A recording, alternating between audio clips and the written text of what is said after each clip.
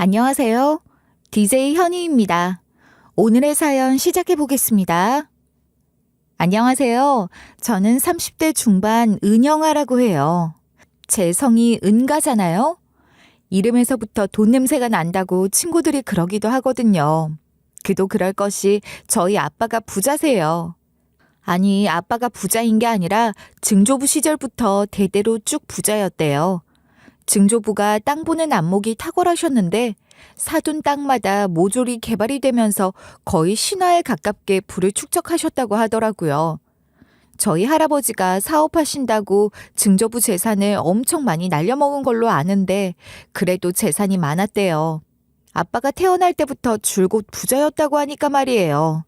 한 대 걸러 대물림 한다더니 저희 아빠가 증조부 수완을 물려받은 덕분에 할아버지가 날려먹은 것 이상으로 재산을 더 불렸고 아빠는 지금도 여전히 부동산이나 투자 사업 등을 하시며 왕성하게 활동 중이세요. 그러니 저 역시 남부러울 것 없이 살았을 것 같다고요? 꼭 그랬던 건 아니랍니다. 엄마가 저를 낳다가 돌아가셨거든요. 저는 엄마 얼굴을 사진으로 봐서 알고 있는 사람이에요. 그래도 아빠가 엄마에 대한 애틋함을 오래 갖고 계셨고 저 또한 사랑으로 돌봐주셨으니 그건 참 감사한 일이죠. 아빠는 저를 키우시는 동안 연애 같은 것도 안 하는 것 같았어요. 그 부분도 감사하게 생각해야 할 일이고 말이에요. 아빠는 제가 성인이 될 때까진 저만 생각하고 저 키우는 것에 집중하겠다고도 스스로 다짐이라도 하셨던 것인지 제가 고등학교 다닐 때까지 일만 하시며 저를 뒷바라지하는 데만 힘쓰시다가 제가 대학생이 되고 얼마 되지 않아 바로 연애를 하시더라고요. 처음엔 그게 그렇게 서운할 수가 없었어요. 그동안 아빠가 엄마를 그리워하며 저만 보고 연애 한번 하지 않으셨던 걸 감사하다 하면서 대단한 거라고 생각했는데 내심 아빠가 평생 그렇게 혼자 계셔주길 바랐던 것 같기도 해요. 아빠 인생을 생각하면 제 생각이 얼마나 이기적인 건지 알지만 솔직한 제 심정은 그랬던 것 같아요. 그래도 뭐 그래. 아빠도 아빠 인생이 있고 아직 충분히 젊으신데 연애도 하고 아빠 인생 즐기셔야지 하면서 저 스스로를 다독이려고 했답니다. 그런데 연애 시작한 지 얼마 되지도 않아 결혼까지 하시겠다고 하시며 제게 아빠 여자친구를 소개하시겠다는 거예요. 결혼 얘기까지 하시니 전 그걸 받아들이기가 너무 힘들었죠. 그래서 아주 못마땅한 마음을 갖고 아빠가 만든 자리에 나갔어요. 새엄마를 처음 봤을 때 너무 젊어 보여서 깜짝 놀랐지 뭐예요? 아빠보다 13살이나 어린 걸 알고는 있었지만 그 나이보다도 훨씬 어려 보였거든요. 피부도 좋고 얼굴도 예쁘고 나이보다도 10살은 더 어려 보이는 것 같았어요. 엄청 관리하는 얼굴이더라고요. 운동도 열심히 하는지 그 나이에 군살도 하나 없이 전반적으로 그래 아빠가 반할만 하다 싶긴 했던 것 같아요. 저희 아빠도 뭐 호남형에 나이보다 훨씬 젊어 보이시긴 해요. 그러니 객관적으로 두 사람이 잘 어울린다고 해야 할 거예요. 그게 더 약오르지만 사실이 그랬어요. 새엄마가 예쁘기도 하고 자기 관리, 외모 관리를 철저하게 하는 걸 보고 미용 관련된 일을 하는 사람인가 했는데 심지어 의사였더라고요. 얘기를 해보니 확실히 조곤조곤 말하는 것도 고상하고 똑똑한 게 티도 많이 나고 그랬어요. 그제야 아빠가 깜빡 넘어가서 당장 결혼까지 하겠다고 할 만하다 싶었죠. 근데 그게 더 싫기도 했던 것 같아요. 너무 잘난 사람이라고 하니까 반감이 생기는 것 같은 거 있잖아요. 어떤 건지 아시겠어요? 근데 얘기를 조금 더 들어보니 새엄마 부모는 딸을 돈 벌어오는 기계나 은행쯤으로 생각하는 게 아닌가 싶을 정도였어요. 딸 하나 의사 만들어 놓고 온 집안 식구들이 다 그 딸만 바라보며 등골 빼먹는 집안 같더라고요. 친정 부모는 물론이고 동생까지 책임지고 있으니 아무리 의사라고 해도 사는 게 팍팍해 보이기도 했죠. 그래도 그 와중에 자기 관리는 용케도 잘하고 살았네 싶기도 했고 그런 배경을 다 듣고 나니 제 눈에는 그 여자가 저희 아빠 재력을 보고 작정하고 달려든 것만 같았던 겁니다. 그냥 너무 빤하게 그게 보였어요. 말하자면 상견례라고 할 수 있는 그 만남에서 돌아와 저는 망설이다가 아빠에게 제가 느낀 것을 솔직하게 다 말했어요. 네가 왜 그런 생각까지 했는지 어느 정도 이해는 할 수 있다만 그래도 그 사람 그런 사람 아니니 걱정하지 마. 아빠도 그 정도 분별은 할 수 있어. 제가 힘들게 꺼낸 얘기에도 아빠는 제 얘기보다는 그 여자 두둔하기 바쁜 거예요. 그런 아빠 모습을 보니 더 약이 오르고 그 여자가 우리 아빠를 제대로 구워 삶았구나 싶은 생각에 화가 나서 감정이 좀 격해졌던 것 같아요. 아빠는 지금 눈에 콩깍지 씌어 있는데 그런 게 제대로 보일 리가 있겠어요? 막말로 그 여자가 작정하고 덤비는 꽃뱀이면 어쩔 거냐고. 작정하고 덤비면 알고도 당한다는데 굳이 결혼까지 해야겠어요? 영아, 너 말버릇이 그게 뭐야? 꽃뱀이라니? 어떻게 그 사람을 두고 그런 표현을 쓰니? 네가 그런 단어를 아무렇지도 않게 쓰는 아이라는 게 아빠는 너무 실망스럽구나. 아빠, 지금 내가 꽃뱀 소리 한마디 했다고 나한테 화내는 거야? 내가 그 여자를 꽃뱀이라고 몰아간 것도 아니고 당장 급할 거 없으니 좀 더 두고 보라는 거잖아요. 내 결혼을 두고 왜 네가 급할 게 있네 없네 하는 거냐? 이건 엄연히 내 일이야. 아빠 벌써부터 나한테 이러는 거 보면 결혼하고 나면 아주 남남처럼 살자고 하겠네? 왜? 이참에 내가 독립해서 나가겠다고 해주길 바라는 거 아니야? 아빠가 아무리 그래도 난 이 결혼 결사 반대야. 이전까지는 한 번도 아빠가 제게 그런 식으로 대하신 적이 없었는데 갑자기 변한 아빠의 태도에 당황하기도 했던 것 같아요. 그리고 아빠가 그럴수록 저는 더 확신에 차서 그 여자가 새엄마가 되는 것에 반발을 했죠. 아빠한테 대들고 아빠랑 대판 싸우기까지 하면서 말이에요. 그럼 뭐 하겠어요. 제가 무슨 수로 그 결혼을 막겠는가 말입니다. 아빠는 결국 그 여자와 결혼하셨고 저는 그 여자를 새엄마로 맞이하게 됐어요. 새엄마는 처음 만났을 때부터 그랬지만 딱히 제게 잘 보여야 한다거나 뭐 그런 생각도 없어 보였어요. 자기도 아쉬울 것 없다 이건지. 하긴 뭐 제가 엄마 손 필요한 애도 아니고 저 역시 다 큰 성인이었으니 한 집에 살았어도 각자 자기 인생 살면서 서로 부딪힐 일도 별로 없었던 것 같아요. 유명한 병원에서 한자리 하는 의사라 그런지 자존감도 높아 보이고 자존심도 센 것 같고 평생 누구한테 아쉬운 소리 해본 적도 없고 굽히고 들어간 적도 없는 사람 같더라고요. 친정 부모한테 경제적으로 뜯겼을지는 모르지만 보니까 자기 식구들한테도 아주 당당하게 큰 소리 치는 것 같았거든요. 그런 사람이었으니 제 눈치 보면서 저한테 잘 보이려고 하는 것도 전혀 없었어요. 처음엔 뭐 저러나 싶은 생각도 들었죠. 우리 아빠랑 결혼해서 우리 집에 들어와 살면서 나한테 잘 보일 마음도 없는 건가? 이제 결혼했으니 됐다 이건가 싶기도 했어요. 그리고 무엇보다 저희 아빠 재산 빼돌리려고 허튼 수작하는 건 아닌지 예의주시하기도 했죠. 제 절친 중에 간호사인 친구가 있는데 초등학교 때부터 절친인 친구라 저희 아빠 재혼한 얘기도 다 하고 그랬었거든요. 새엄마가 의사라고 하니 개원하신 거냐 하길래 그런 건 아니고 새엄마가 다니는 병원 이름 대며 거기 의사다 했더니 친구가 엄청 관심을 갖더라고요. 정말? 우와, 그 병원 대우도 좋고 근무 환경도 좋아서 간호사들 사이에서도 다들 가고 싶어하는 병원으로 유명하잖아. 꿈의 직장이라고나 할까? 그래? 그 정도야?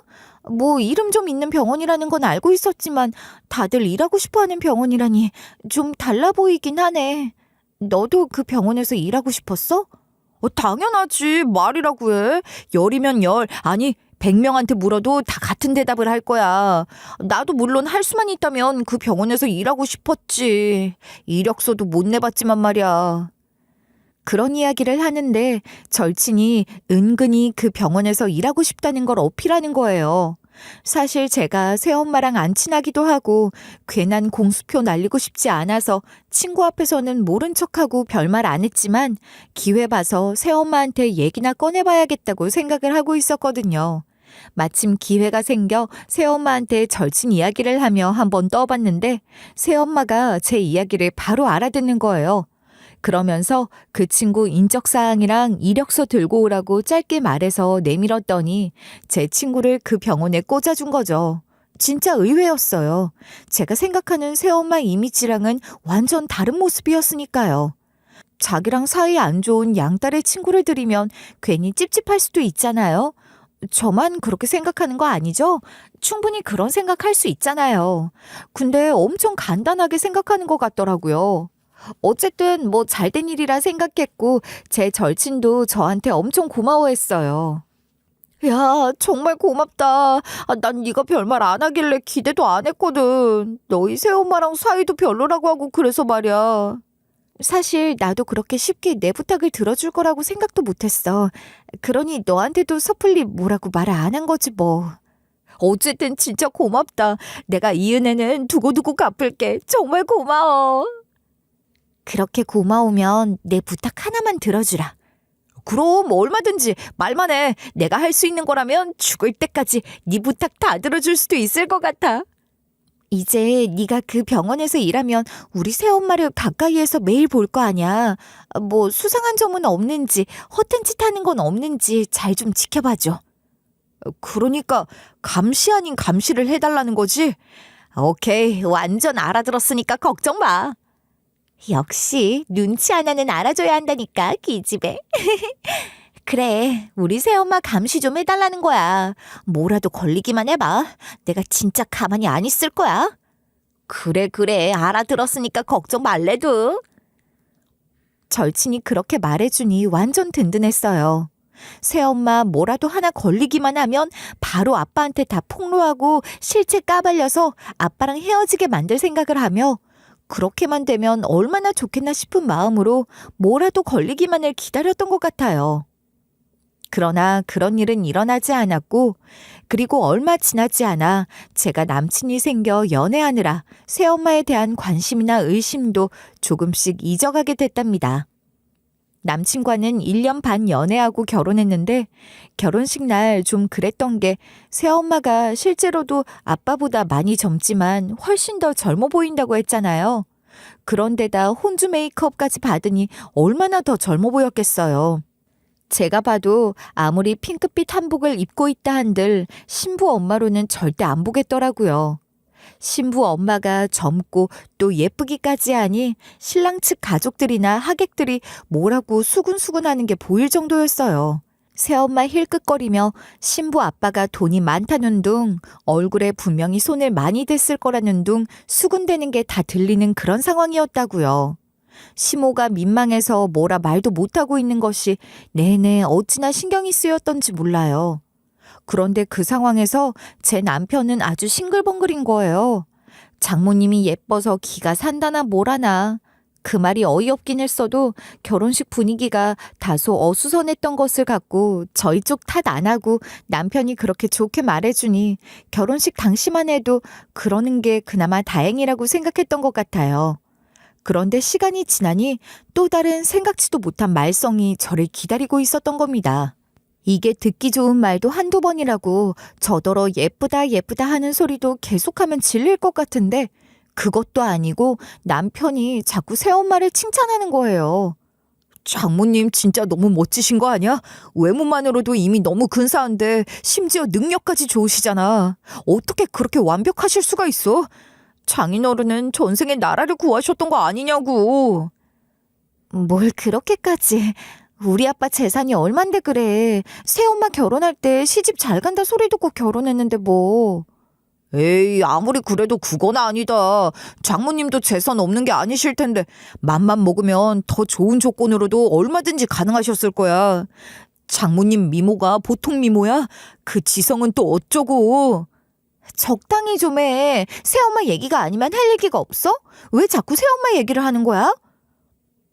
남편은 새엄마를 아주 찬양을 하더라고요. 가뜩이나 제가 새엄마를 마음에 들어 하지 않는 것도 알고 있으면서 굳이 제 앞에서 그런 소리 하는 것도 짜증나는데 내가 새엄마랑 불편한 사이라 친정에 가는 걸 꺼리는데도 자꾸 없는 일 억지로 만들어서 친정에 가려고 했어요. 그렇게 친정에 가기만 하면 저희 아빠 새엄마랑 어울려서 저녁 먹고 꼭 술자리까지 하려고 했는데 저는 알코올 분해 효소가 선천적으로 부족해서 술을 못 마신단 말이에요. 술도 못 마시고 새엄마도 마음에 안 드는 저를 꺼다 넣은 보릿자루 만들어 놓고 남편은 신나게 아빠 새엄마랑 어울려 놀았던 거죠. 아빠도 술을 줄이려고 하시는 중이라 새엄마랑 둘이 아주 술친구도 그런 술친구가 없는 거예요. 그러고 나면 술 안 마신 채가 운전해서 집에 오곤 했는데 속이 아주 부글부글 끓지 않았겠어요? 뿐만 아니라 쇼핑할 때도 걸핏하면 새엄마 얘기를 하는 겁니다. 이거 장모님한테 잘 어울리겠다. 그렇지 않아? 장모님이 이런 거 좋아하시잖아. 이거 하나 살까? 무슨 새엄마 걸 자꾸 사려고 해? 무슨 날도 아닌데 선물은 무슨... 선물을 꼭 무슨 날에만 하는 건가? 아무 날도 아닐 때 해야 그게 더 의미도 있고 빛이 나는 거지. 쇼핑하다가 장모님 생각이 나서 산 거다 하면서 드리면 얼마나 좋아? 난 별로. 그리고 그거 별로 예쁘지도 않은데 뭘 그래? 자기가 몰라서 그렇지. 장모님께서 아주 딱일 거야. 그리고 주말에 장인어른 안 쓰신다는 골프채도 받을 겸 처가에 가기로 했잖아. 그 답례로 드리면 좋을 것 같아서 그래. 안 그래? 제가 그렇게 시큰둥하게 반응하는데도 남편은 계속 새엄마한테 드릴 선물로 어떠냐며 이것저것 들이미는 거예요. 근데 세상에 가격도 엄청나게 비싼 것들로만 골라서 그러는 거 있죠? 세상에 무슨 이렇게 비싼 걸 사겠다고 그래? 이 돈이면 골프채 새 걸로 사겠네. 너무 과해. 받는 사람도 부담스러울 거라고. 제가 그렇게 부정적으로 반응을 하니 그 자리에서는 더 말을 안 꺼내더니 말도 없이 자기 마음대로 새엄마 드릴 선물이라며 뭘 사왔던데 물론 고가의 물건이어요. 진짜 웃기는 게 지 엄마한테도 안 그러는데 저희 새엄마한테만 그런다는 거예요. 시모께는 잘해야 소고기 같은 거 한 번씩 사드리는 게 전부인데 새엄마한테는 그러는 게 약오르기도 하고 한편 시모한테 죄송한 마음도 들어서 오히려 제가 시모께 더 잘해드리려고 했을 정도였어요. 효도는 셀프라고 하더니 저희 집은 어째 남편은 저희 새엄마를 챙기고 시모는 제가 챙기는 모양새였던 겁니다. 결혼해서 제 가정을 꾸리고 나면 새엄마는 좀 잊고 살 줄 알았더니 이건 뭐 결혼하고서 새엄마에 대한 반감이 더 심해진 거죠. 남편이 그러는 게 꼴 보기 싫어서라도 새엄마한테 무슨 꼬투리 잡을 일이 생기기만 기다렸는데 정작 불행은 제 신혼생활에 찾아왔지 뭐예요. 남편이 교통사고를 당해 크게 다치게 된 거였어요. 공교롭다고 해야 할까 다행이라고 해야 할까 남편 사고가 난 곳이 새엄마 병원에서 그리 멀지 않은 곳이라 새엄마 병원으로 바로 이송이 됐고 거기서 치료를 받게 됐어요. 남편은 외상을 크게 입은 건 아닌데 뇌 손상이 심하게 있었는지 혼수 상태에 빠졌고 당장 내일 바로 의식을 회복할 수도 있고 혼수 상태가 몇 년 동안 계속될 수 있다는 혼란스러운 이야기를 들어야 했습니다. 매일매일 희망 고문 당하며 오늘은 깨어나 주길, 내일은 깨어나 주길 그렇게 바랄 수밖에 없는 상황이었어요. 외상이 심하지 않다고는 하지만 바이탈이 그리 안정적인 건 아니어서 입원을 해야 했고 단기간에 의식이 회복되지 않으면 병원 생활이 장기화될 수 있는 상황인 거죠. 그래도 새엄마 덕분에 1인실 배정받아서 집중 모니터링 받으며 있을 수도 있었어요. 입원비를 떠나서 1인실이 잘 나질 않으니 새엄마 덕을 보긴 한 거였어요. 매일같이 피를 말리며 남편이 깨어나기만을 기다리는 제게 1인실 시설이 좋고 어떻고 그런 게 그리 중요하지도 않았지만 그래도 남편이 특별히 관리를 받고 있다는 건 확실했으니 감사하게 느껴졌던 것 같아요. 그런데 당시 제가 그걸 두고 새엄마에게 감사 인사를 했었는지도 잘 모르겠네요. 제정신이 아니라고 할 정도로 저도 상태가 불안정했었거든요. 영아야, 너 자꾸 이러면 안 돼. 네가 정신을 차려야지. 앞으로 시간이 얼마가 걸릴지도 모르는데 벌써부터 이러면 어떡하니? 모르겠어. 그냥 아무 생각도 안 나. 어떻게 해야 좋을지 모르겠어. 우리 남편 저러다 영영 깨어나지 못하는 건 아니겠지? 나 어떡해? 네가 이러니까 너희 새엄마가 네 걱정이 돼서 나를 네 남편 전담 간호사로 지정을 해주셨나 보다. 힘 좀 써주신 거지 뭐. 그래? 그럼 이제 네가 우리 남편 맡아서 살펴주는 거야? 잘 부탁해. 뭘, 지금도 누군지 다 아니까 아무래도 다들 좀 더 신경 써서 챙기고 있어. 대신 내가 전담이 됐으니 네가 좀 더 편하게 느낄 수는 있을 거야. 그러니까 마음 좀 다스려봐. 이러다 너까지 병나겠다. 처음에 저는 남편 병실에 상주하다시피 하며 남편 하나만 바라보며 남편이 깨어나기를 기다렸어요. 밥도 안 먹고 자리를 지켰거든요. 아무리 생각해도 기가 막히고 앞길이 막막해서 오열하면서 뒹굴 때도 있었고 소란을 피울 때도 있었던 것 같아요. 여기서 계속 이러면 아무리 1인실이라고 해도 다른 병실 환자들이나 보호자들한테도 방해가 되는 거야. 네가 이래봐야 상황이 달라지는 건 아무것도 없잖아. 정신 좀 차려. 말은 참 쉽게 하네요. 새엄마는 그렇게 아무렇지도 않아요? 저 사람이 새엄마한테 얼마나 잘했는데 사람이 어쩜 그렇게 냉정해요? 영아야, 너 왜 그래? 네 생각해서 그러시는 거잖아. 아무리 가족이라도 의사로서 하시는 말씀인데 네가 그러면 안 되지. 의사를 떠나서 네 새엄마로서도 같은 마음이야. 이럴수록 네가 마음을 단단히 먹어야 하지 않겠니? 가서 밥이라도 먹고 바람 좀 쐬고 와. 내가 내 남편 옆 지키겠다는데 당신이 뭔 참견이에요? 무슨 자격으로? 새엄마, 나를 언제 딸로 생각이나 했어요? 솔직히 말하면 그 당시 저는 정말 제정신이 아니었던 것 같아요. 그때 새엄마나 제 절친이 뭐라고 했었는지 또 제가 뭐라고 했었는지도 아주 명확하게 기억하고 있는 게 아니거든요. 그야말로 패닉 상태였던 거예요. 남편이 그렇게 된 것을 두고 원망할 대상도 없었으니 아무한테나 화풀이를 하고 싶었던 건지도 모르겠어요. 그러니 평소에도 감정이 좋지 않았던 새엄마에게 그런 감정이 폭발했던 거겠죠. 옆에서 절친이 말리지 않았더라면 아마 전 더 심하게 새엄마에게 달려들었을 거예요. 영아야, 제발 진정해. 이러지 말고 너 자신부터 먼저 챙기자. 마침 점심시간이니까 나랑 같이 나가서 뭐라도 좀 먹는 게 좋겠어. 그렇게 절친이 나서서 저를 진정시키고는 병원 근처 카페에 가서 진지하게 말하더라고요. 너희 남편 같은 환자를 가족이 하루 종일 지켜만 보고 기다리는 거 사실 별로 권장할 만한 일이 아니야. 정신건강에 안 좋단 말이야. 당장 네가 할 일도 없는데 그렇게 하루 종일 병원에 멍하니 있으니 머릿속이 온전할 수가 있겠니? 그럼 어떡해. 그래도 내 눈으로 보고 있기라도 해야 할 것 같단 말이야. 지금 이렇게 나와 있는 동안에도 내가 없을 때 남편이 깨어나는 건 아닌지 그런 생각밖에 안 들어. 걱정하지 마. 우리 병원 의료진 다 실력도 좋고 사명감 있는 사람들이야. 또 나도 있잖아. 내가 특별히 더 신경 쓸 테니까 넌 여기 이러지 말고 집에 가서 너 자신부터 좀 돌보면 좋겠어. 그러다 내가 없을 때 남편이 깨어나면 어떡해? 나를 찾을 거 아니야. 네 남편도 네가 네 자신을 잘 돌보며 버텨주길 더 바랄 거야. 깨어났는데 제정신도 아닌 네가 몸도 마음도 상한 상태면 좋겠니? 그것도 자기 때문에 그런 건데 그 마음은 또 어떻겠냐고. 그 생각도 해봐. 절친의 얘기를 들으니 그 말이 맞는 것 같았어요. 언제라도 남편이 깨어나서 처음 보게 될 제 모습이 남편에게 실망스러운 모습이 아니길 바라는 마음이 들더라고요. 그래서 병원에 우두커니 상주하던 생활을 청산하고 집으로 돌아와 일상으로 복귀하려고 노력했죠. 그래도 병원에 매일 들르긴 했어요.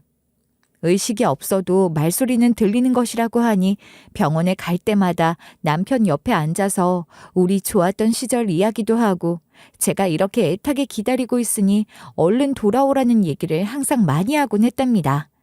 그날도 그렇게 독백 같은 수다를 떨고는 병실을 나섰어요. 그런데 병실에 휴대폰을 두고 온 걸 알게 된 거죠. 엘리베이터를 기다리던 도중에 알아차리고 얼른 병실로 돌아갔으니 아마 1분도 채 안 돼서 다시 돌아갔을 거예요. 그렇게 다시 돌아간 남편의 병실 바로 앞에서 병실 안에서 들리는 남편 목소리를 듣게 된 겁니다. 목소리 톤을 한껏 낮춰서 말하는 거였지만 분명 남편 목소리였고 그 목소리가 하는 말은 너무나도 충격적이었어요. 그 순간을 떠올리는 것만으로도 전 이렇게 아직 온몸이 떨리네요. 어휴, 그년 드디어 갔어. 오늘따라 무슨 말이 그렇게 많이 하는지 죽는 줄 알았네. 우리 자기 많이 답답했지? 갑자기 들이닥치는 바람에 이게 무슨 꼴이야. 얼른 나와. 의식을 회복하지 못하고 혼수 상태에 빠져 있는 줄로만 알았던 남편의 너무나도 멀쩡한 목소리가 들렸고 병실에는 남편 이외에 다른 사람이 한 사람 더 있었던 겁니다. 그것도 남편이 자기라고 부르는 사람이 말이에요. 심장이 터질 것 같았어요. 주체할 수 없는 감정이 휘몰아치는 중에 병실에선 뭔가 부스럭거리는 소리가 나더군요. 그 순간 제가 병실 문을 벌컥 열어젖혔고 침대 밑에서 어떤 젊은 년이 기어나오는 게 보였는데 간호사 옷을 입고 있었어요. 남편이란 새끼가 저도 모르는 사이 의식이 돌아와 이 병원 간호사년이랑 바람이라도 난 건가 싶고 그 짧은 순간에 온갖 생각이 복잡하게 떠올랐는데 세상에 허리를 펴며 나오는 그년이 그냥 간호사도 아니고 내 절친 간호사년이었던 겁니다. 그녀는 어렵게 기어나오느라고 제가 병실에 들어선 것도 모르고 제 남편을 향해 그러는 거예요.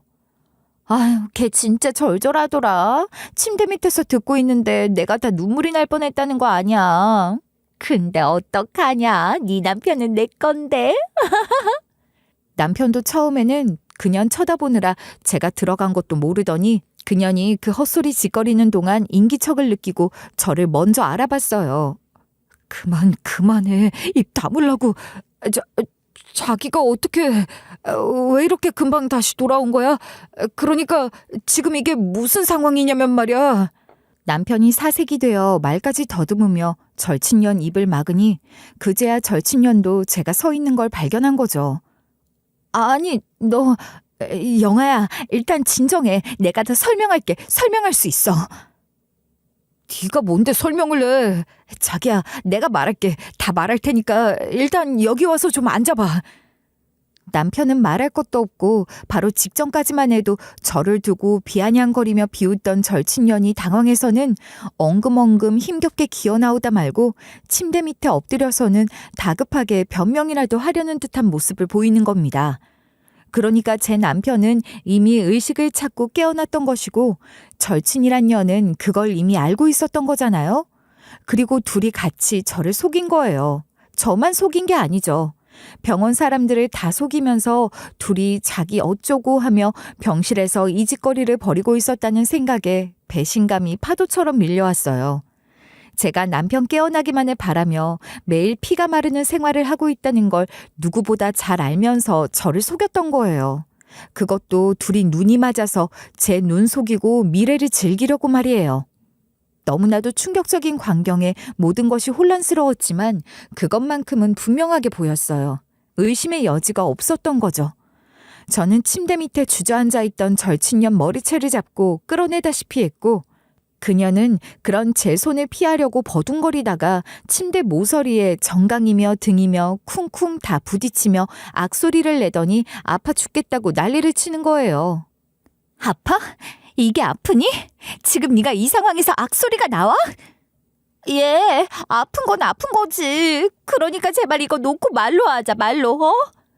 네가 무슨 할 말이 있다고 이래. 내가 지금 네 머리카락이 아니라 사지를 뜯어놔도 시원찮을 판인데 뭐? 아파? 넌 몸집도 작은 애가 무슨 힘이 이렇게 세니? 아우 아파! 저는 그야말로 눈이 뒤집혀서 절친년 머리채를 확 더 세게 잡아 끌어 제 앞에 패대기 치듯 바닥에 꿇어앉혔어요. 그리고 멀쩡하게 의식 돌아와 있는 남편이란 인간 머리도 몇 대 갈겨줬습니다. 그런다고 그 분이 풀리지는 않았지만 그렇게라도 해야 했던 것 같아요. 끓어오르는 분노를 주체할 수 없었고 그렇게 남편과 절친이라 믿었던 그년을 나란히 바라보니 정말 기가 막혔습니다. 절친년 머리채도 잡았겠다. 남편 놈도 몇 대나 올려붙이느라 진이 빠지기도 했고 잠깐 그렇게 넋놓고 그 두 것들을 쳐다보는데 정말이지 설명할 수 없는 복잡한 기분이었어요. 정신을 가다듬고 남편에게 물었습니다. 이게 대체 무슨 상황이야? 설명한다며 어디 한번 얘기를 해봐. 둘이 언제부터 이런 거야? 사고 나기 전부터 그런 사이였어? 결혼한 지 얼마나 됐다고 바람을 피워. 그것도 얘 내 절친이었어, 이 미친놈아. 이게 정말 무슨 미친 짓이야? 자기야, 제발 진정해. 내가 정말 잘못했어. 내가 죽을 죄를 지었어. 그런데 자기가 생각하는 그런 건 아니야. 병원에 있는 동안 잠깐 실수한 거야. 실수? 이게 그렇게 발뺌한다고 될 문제야? 그걸 변명이라고 하고 있니? 진짜 찌질하다. 조용히 못해? 지금 어디서 네가 끼어들어? 낄 때 못 낄 때 구분 못하니? 뭐 내 말이 틀려? 괜히 나한테 뒤집어 씌우고 화풀이할 생각하지 마. 어이없어서 정말. 니들 지금 내 앞에서 뭐하니? 내가 지금 장난하는 것 같아? 의식 돌아온 건 왜 숨겼어? 그게 처음부터 이럴 생각은 아니었고 이참에 아픈 척하며 좀 쉬고 싶어서 당분간만 그러려고 했던 거야. 사실 나 그동안 회사에서 일도 너무 많고 힘들었거든. 그걸 말이라고 하니? 너 일하기 싫어서 걱정하는 사람들 다 속이고 병원 사람들까지 속여. 간호사 년이랑 바람이 나니 그런 건 아주 별것도 아니었나 보지? 자기야, 바람이라니 그런 거 아니야. 몸도 이렇게 갇힌 공간에 있다 보니 내가 잠깐 정신이 어떻게 됐던 것 같아. 의식 돌아온 것도 금방 알릴 거였고 어차피 금방 아니 정리고 뭐고 그럴 것도 없는 사이였어. 남편은 계속 그렇게 제 절친과의 바람이 별거 아니라는 식으로 말하면서 바람이라고 할 것도 아니라며 변명만 늘어놓았는데 그걸 듣고 있던 절친년이 가만히 있었겠어요? 기막혀하는 저보다 더 난리를 치며 제 남편한테 소리를 지르고 제 남편을 잡는 거예요. 뭐? 네가 나한테 어떻게 이래? 실수? 병원에서 잠깐 바람 피운 사이? 너 나한테 죽고 싶어? 말 조심해. 어디서 행패야, 행패가. 내가 뭐 잘못 말한 거 있어? 넌 나한테 진심이었냐? 난 너 진지하게 생각한 적 없어. 착각하지 마. 자기야, 이건 다 저 여자가 혼자 저러는 거야. 난 아니야. 절대 아니라고. 야, 은영아, 너 바보 아니지? 상식적으로 저 인간 하는 말이 진짜인 것 같니? 우리는 너 연애할 때부터 만났어. 너 결혼하기 전부터 이렇게 만나오던 사이라고. 이게 진짜, 야! 너 정말 미쳤어? 지금 무슨 소리를 하는 거야?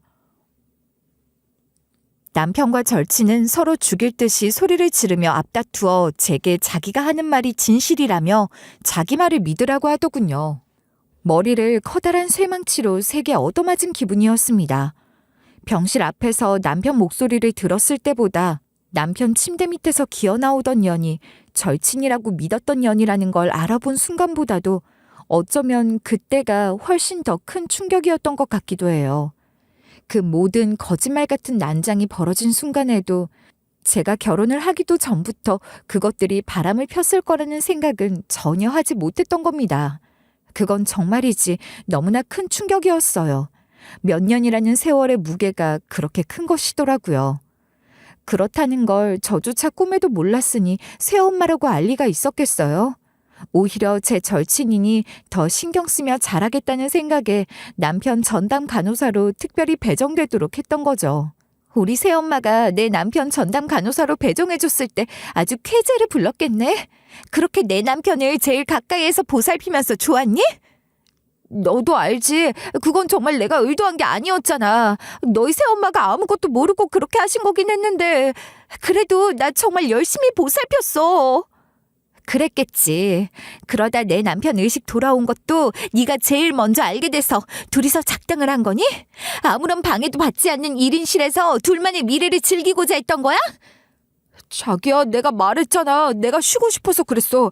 처음엔 하루 이틀만이라도 좀 더 쉬고 싶어서 그랬던 건데 그게 좀 길어졌던 것뿐이야. 그리고 뭐 그렇게 오래된 것도 아니야. 멀쩡히 깨어난 사람을 여전히 혼수 상태에 빠진 것으로 하려고 보고하는 차트 같은 것도 다 가짜로 작성하고 그랬어? 그래도 되는 거니? 네가 그러고도 간호사야? 다 떠나서 상태가 어떤 건지도 모르는데 의사한테 보였어야 할 거 아니야? 그래서 깨어난 후에 오히려 더 많이 신경을 썼어. 책도 많이 찾아봤고 근무 시간 중에는 물론이고 근무 시간이 아닐 때도 가능하면 살피려고 했단 말이야. 아무 이상 없어. 근무 시간 아닐 때도 몰래 숨어들어서 둘이 놀아놨다는 거잖아. 너 지금도 근무조 아닌 거 알아? 그렇게 오랜 시간 나를 속이고 바람을 피우고 있었던 거라니. 이런 거짓말쯤은 일도 아니었던 거지. 안 그래? 남편도 남편이지만 친구에게 느낀 엄청난 배신감을 감당하는 게 너무 힘들었어요. 가장 친한 친구라고 생각했고 제 속 얘기도 다 할 수 있는 거의 유일한 친구였는데 어떻게 나한테 이럴 수가 있나 싶었죠. 너무 화가 나고 분해서 눈물이 다 나더라고요. 어떻게 그럴 수 있었어? 그렇게 오랜 시간 동안 죄책감도 안 들었니? 양심의 가책도 없었어? 내가 너를 얼마나 생각했는데. 제일 친한 친구라고 생각했고 누구보다 믿었어. 그런 네가 어떻게 나한테 이래? 제가 울부짖듯이 절친년한테 소리를 질렀으니 그 소란스러운 소리가 병실 밖까지 다 들렸을 거예요. 누구 하나 선뜻 함부로 병실 문을 열고 들어오지 못하고 있었을 텐데 그 소식을 들은 새엄마가 달려와서 병실 문을 열고 들어온 거죠. 남편 병실에 들어온 새엄마는 얻어터져서 산발이 된 제 절친 간호사와 멀쩡해 보이는 제 남편, 대흥분 상태인 저를 보게 되었고 지금 그 상황이 어떤 상황인지 금방 짐작을 할 수 있었을 겁니다. 새엄마도 그 상황을 알아채고 기가 막혔겠죠. 혼수 상태로 알고 있었던 사위놈은 버젓이 의식이 돌아와 있고 딸 절친이라고 하던 년이 사위 내연녀인 것 같은 상황이었으니까요. 이제와 글로 그 상황을 쓰는 건데도 그야말로 난장판이 따로 없네요. 그렇게 사태를 파악한 듯한 새엄마가 갑자기 간호사 한 명을 또 호출하는 겁니다. 그런데 불러온 간호사 얼굴을 보니 저도 아는 사람이었어요. 저 사람은 새엄마, 저 사람도 여기 간호사예요? 너도 아는 얼굴이니? 네 남편 옆에 있는 저 간호사가 절친이라며 소개해서 채용한 간호사야. 기가 막혀서. 그러니까 새엄마가 꽂아줘서 다니는 주제에 지 친구까지 데려왔단 거예요? 너 나한테는 말도 없이 내 백을 아주 쏠쏠하게 써먹었구나. 가증스러운 년. 절친과 제가 30년 지기 친구니까 서로의 친구들도 어느 정도는 알거든요. 그러니 절친이 데려왔다는 그 간호사와 저도 서로를 알아본 거죠. 그 간호사는 당황해서 뭐라고 말도 못하고 있는데 새엄마가 대뜸 그 간호사를 향해 그러더라고요. 당신도 다 알고 있었죠? 모를 리가 없었을 텐데 말이에요. 이건 또 뭔 소리인가 싶었습니다. 새엄마 얘기를 들어보니 제가 꽂아준 제 절친년이 끌고 들어온 그 간호사 역시 제 남편 전담 간호사로 둘이 손발 맞춰 일을 하고 있었다는 거예요. 그러니 더 수월하고 체계적으로 남편 놈 깨어난 거 숨기고 있었던 거더라고요. 이건 불륜이고 뭐고 그런 거 다 떠나서 병원 내부 문제로도 보통 일이 아닌 거 아닌가요? 중징계감이죠? 물론이야. 환자 상태 은폐하고 허위사실 보고한 것만으로도 이미 그 죄가 무거운데 하물며 불륜을 저지르려고 그런 짓을 벌였다고? 미친 짓이지. 그러니 절친의 친구 간호사는 사태 파악 제대로 하고 바로 납작 엎드리는 겁니다. 정말 잘못했습니다. 너무 큰 잘못인 건 알았지만 저를 이렇게 좋은 병원에 꽂아준 친구가 한 부탁이라 들어주지 않을 수 없었어요. 그건 저한테 부탁이 아니라 협박이었다고요. 그렇다고 이런 짓을 저질러요? 말도 안 되는 변명일 뿐이고 절차대로 처리할 테니 사실대로 소명해야 할 겁니다. 네, 그럴게요. 제가 알고 있는 건 있는 대로 다 말씀드릴게요. 저도 양심의 가책으로 너무 힘들었어요. 이제라도 사실을 밝히는데 제가 도움이 되고 싶습니다. 야, 이년아, 너 지금 뭐라는 거야? 네가 뭘 밝힌다고? 넌 제3자야. 네가 뭔데 나서서 뭘 밝히네 마네. 네 말이면 꼼짝 못하는 친구라더니 겨우 이 정도였냐? 네가 하는 짓이 그렇지 뭐. 그동안 너희 둘 보고 있는 거 정말 괴로웠는데 오히려 잘 됐어. 저한테 두 사람 불륜 증명할 증거도 있고 제가 증인으로 모든 것들을 다 폭로할 준비도 되어 있어요. 뭐든지 할게요. 증거? 증거라니 무슨 증거가 있다는 거야? 야, 네 친구 어떻게 좀 해봐. 이게 다 무슨 소리야? 너 진짜 왜 이래? 일단 나랑 먼저 얘기 좀 하자. 대체 뭘 갖고 있다는 거야? 실질적으로 불륜을 저지른 건 쟤니까 쟤를 자르시든 말든 쟤만 벌하시고 저는 살려주세요. 부탁드립니다. 전 정말 쟤 때문에 어쩔 수 없이 저지른 일이에요. 같이 죽을 순 없죠. 뭐? 너 인연, 내가 네 사정을 얼마나 봐줬는데 감히 내 뒤통수를 쳐? 야, 그게 지금 네가 할 소리니? 끼리끼리라더니 친구라고 하는 것들이 기가 막혀서 참 똑같은 것들끼리 친구였네. 네가 지금 누구 앞에서 뒤통수라는 말을 해? 네가 나한테 저지른 짓을 생각해봐. 절친 친구가 그렇게 나오니 절친은 그야말로 사면초가가 된 거예요. 그 병원에서는 해고되는 건 물론이고 앞으로 영원히 간호사 생활 못하게 될지도 모르는 상황인 거죠. 절친년도 그걸 아니까 이러다 지 인생 날아가겠다 싶었는지 벌벌 떨면서 저한테 무릎 꿇고 살려달라고 빌기 시작한 겁니다. 영아야, 나 좀 살려줘. 이 병원에선 지금 당장 내 발로 나갈 거야. 원한다면 상간녀 위자료도 줄게. 간호사 생활만은 계속하게 해줘. 너도 나 힘들게 사는 거 알잖아. 잘 알지. 난 우리가 그런 것까지 나누는 진짜 친구라고 생각했는데 넌 나를 친구로 생각도 안 했던 거야. 어떻게 그럴 수가 있었니? 나도 정말 괴로웠어. 그렇지만 내 마음이 내 마음대로 안 되는 걸 어떡해. 너한테 몇 번이나 사실대로 말하고 싶었어. 정말이야. 그따위 말 듣고 싶지도 않아. 그런 마음이 있었다면 그런 짓을 저지를 수도 없었을 거야. 넌 조금 전까지만 해도 바로 이 자리에서 내 남편이랑 나를 비웃으며 시시덕거렸던 애였잖아? 영아야, 내가 일 못하면 우리 집 어떻게 되는지 알지? 나 소녀 가장이잖아. 나는 물론이고 우리 집이 다 끝장나는 거라고. 연세도 많으신 우리 할머니랑 안 아픈 데가 없는 우리 엄마는 어떡해. 우리 엄마나 할머니 생각해서라도 제발 도와줘. 초등 때부터 친구인 30년 지기가 그런 모습을 보이니 저는 또 마음이 약해지기도 했던 것 같아요. 절친 엄마나 할머니는 저도 여러 번 뵀던 분들이고 저한테도 참 잘해주셨거든요. 제가 엄마가 안 계시다는 것을 알고 더 잘해주셨던 분들이니 그분들 이야기에 동요했던 것 같아요. 그런데 눈치 빠른 새엄마는 제가 흔들린다는 걸 바로 알아보시더라고요. 은영아, 정신 차려. 저딴 건 친구도 아니야. 30년 지기는 무슨. 그런 거 너한테는 의미 있는지 모르겠지만 쟤는 지금 그거 이용해서 네 마음 흔들려고 하는 거라고. 다 계략인 건데 모르겠니? 새엄마는 몰라요. 엄마가 안 계신다는 게 나한테 어떤 상처였는지. 쟤네 엄마나 할머니가 나한테 정말 잘해주셨단 말이에요. 글쎄, 그런 게 다 너한테만 그렇게 의미가 있는 거라고. 내가 보기엔 쟤는 너를 절치는커녕 친구라 생각도 안 할지도 몰라. 네가 이렇게 마음이 여린 줄은 또 몰랐네. 절대 마음 약해지지 말고 내 말 새겨 들어. 새엄마 말을 들으며 생각해보니 그 말이 다 맞는 거예요. 저는 그동안 그년 친구가 아니고 호구였던 거죠. 절친이란 년은 그동안 저한테 지 사정 어려운 거 호소하고 불쌍한 척하면서 이것저것 도움을 많이 받았었어요. 새엄마 병원에 꽂아준 것 말고도 어렸을 때부터 제가 물심양면 그 친구한테 정말 많이 해줬거든요. 새엄마 말이 맞는 것 같아요.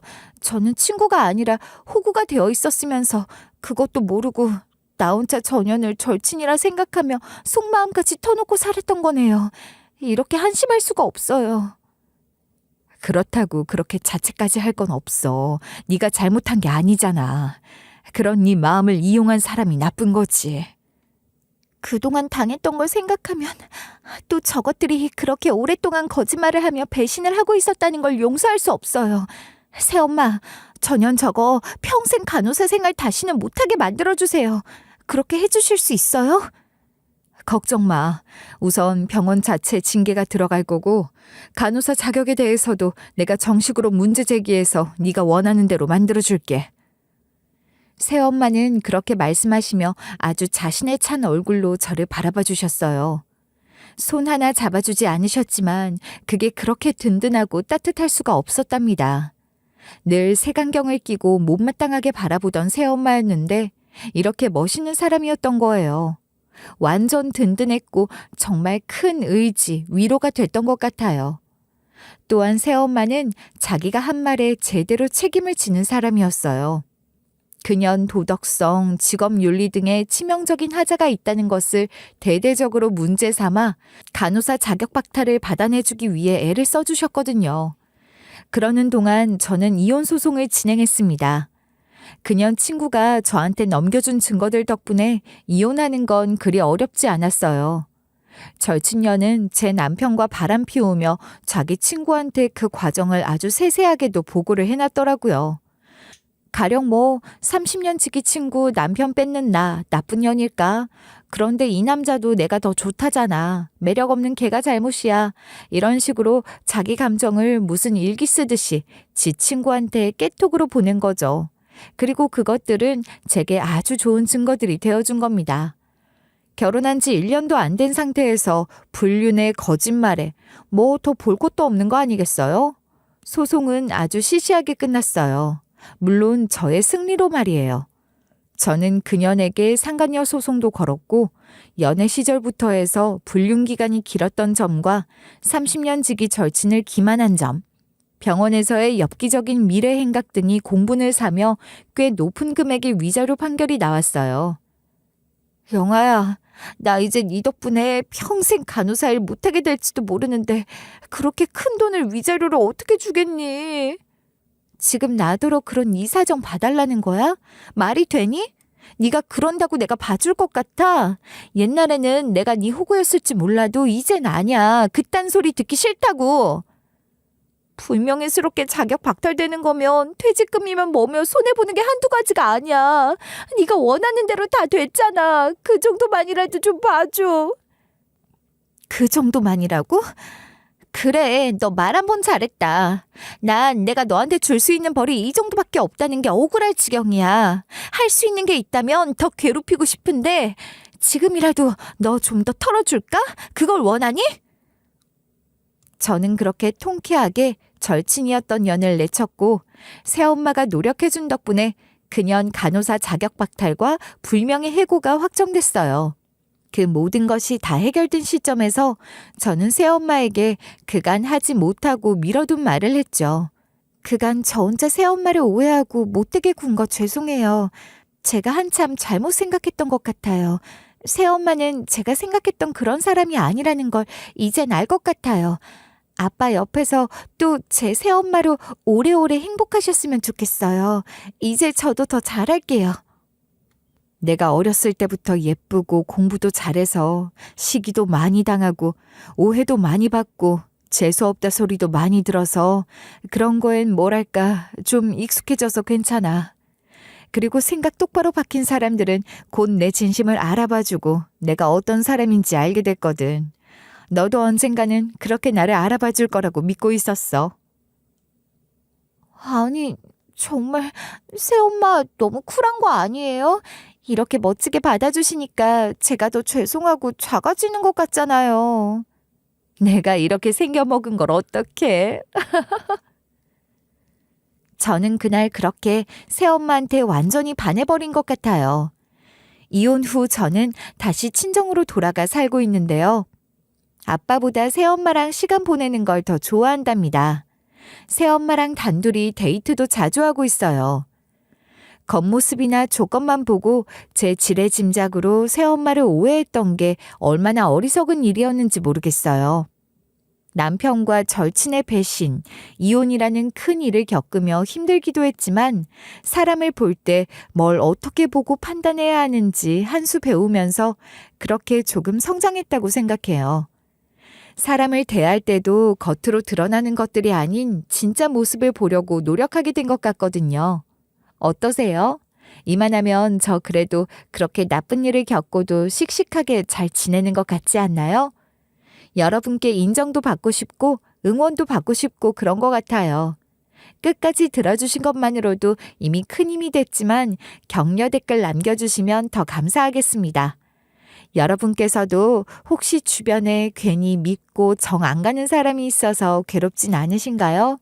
그러시다면 그 사람의 진짜 모습을 제대로 보고 있는 게 맞는지 여러분들의 괜한 선입견 때문은 아닌지 냉정하게 한번 생각해보는 시간을 가져보시는 것도 좋을 것 같아요. 오해도 배신도 없는 세상에서 살고 싶네요. 여러분들도 모두 그러시길 바라는 마음으로 제 이야기를 마무리할게요. 감사합니다.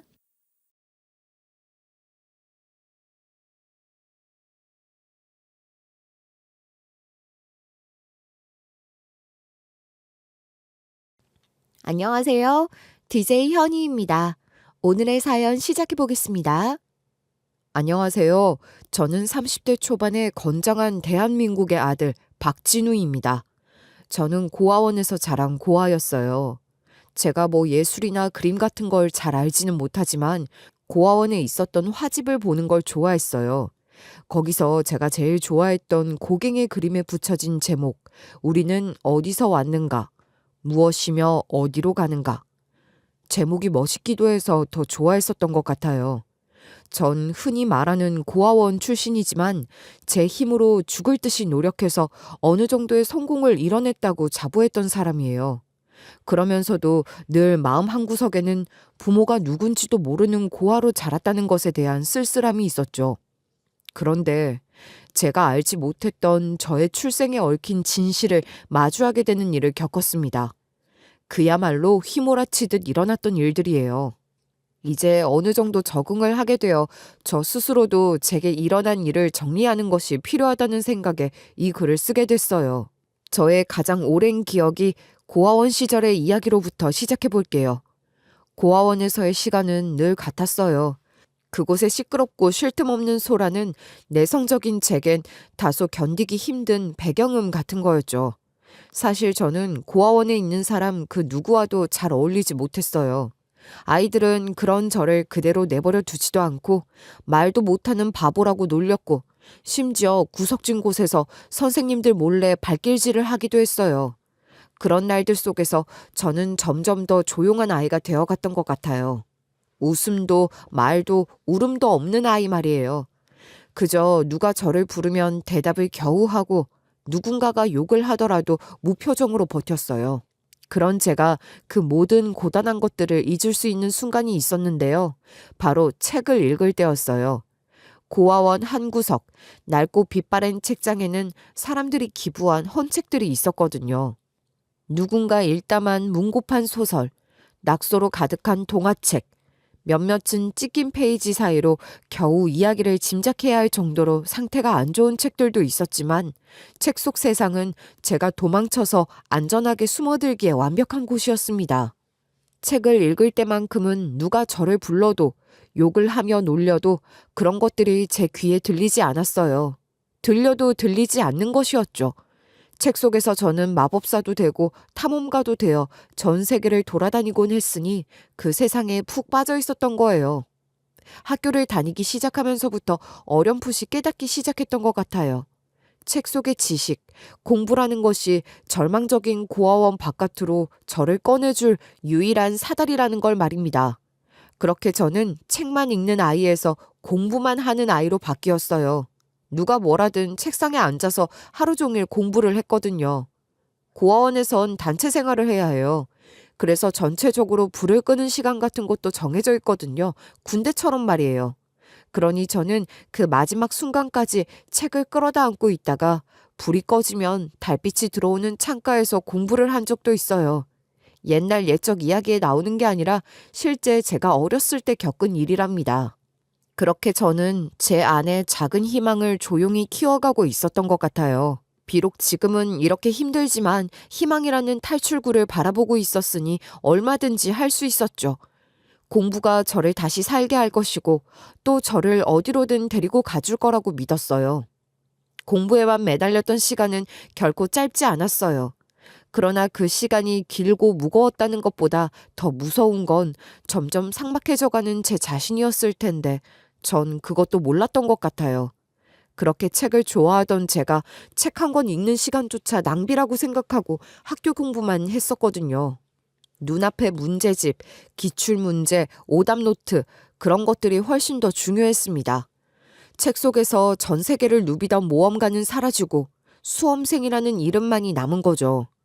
그리고 사실 고아원에 있는 책들은 이미 다 여러 번 읽었으니 더 읽을 책이 없어서 흥미가 떨어졌던 것도 있었어요. 그런데 제가 중학생이 되고 얼마 후 정기적으로 봉사를 들어오는 새로운 단체가 생겼는데요. 그 단체에서 여러 가지 물건들을 기증했고 그 중에는 책도 있었어요. 고아원에는 없었던 새로운 책들이 박스로 들어오니까 너무 좋더라고요. 오랜만에 종이 냄새와 책장 넘기는 소리, 그 안에서 더 어렸던 시절 저 자신을 떠올리기도 했어요. 그렇게 다시 조심스레 책을 손에 잡았던 것 같아요. 봉사단체에서 가져오는 책들은 다 너무 재미있었어요. 그 책들 속에서 저는 저만의 눈으로 세상을 배우고 또 그 세상을 바라보는 눈을 갖게 됐던 것 같기도 합니다. 공부는 수단일 뿐이잖아요. 결국은 세상을 볼 줄 알아야 그 세상을 품는 사람이 될 수 있다는 것을 조금씩 깨달았던 거죠. 그러면서 더욱 꿈을 키워갔고 당장 가장 가까운 미래의 꿈으로 생각하는 것은 서울대 입학이었어요. 고등학교를 졸업하면 고아원에서 나가야 하니까 고아원에서도 고등학교 때부턴 독립준비를 시키며 취업을 하라고 했지만 저는 꿈을 포기할 수 없었어요. 책을 사는 건 고사하고 빌릴 돈도 아끼려고 도서관에서 살다시피 하며 공부했어요.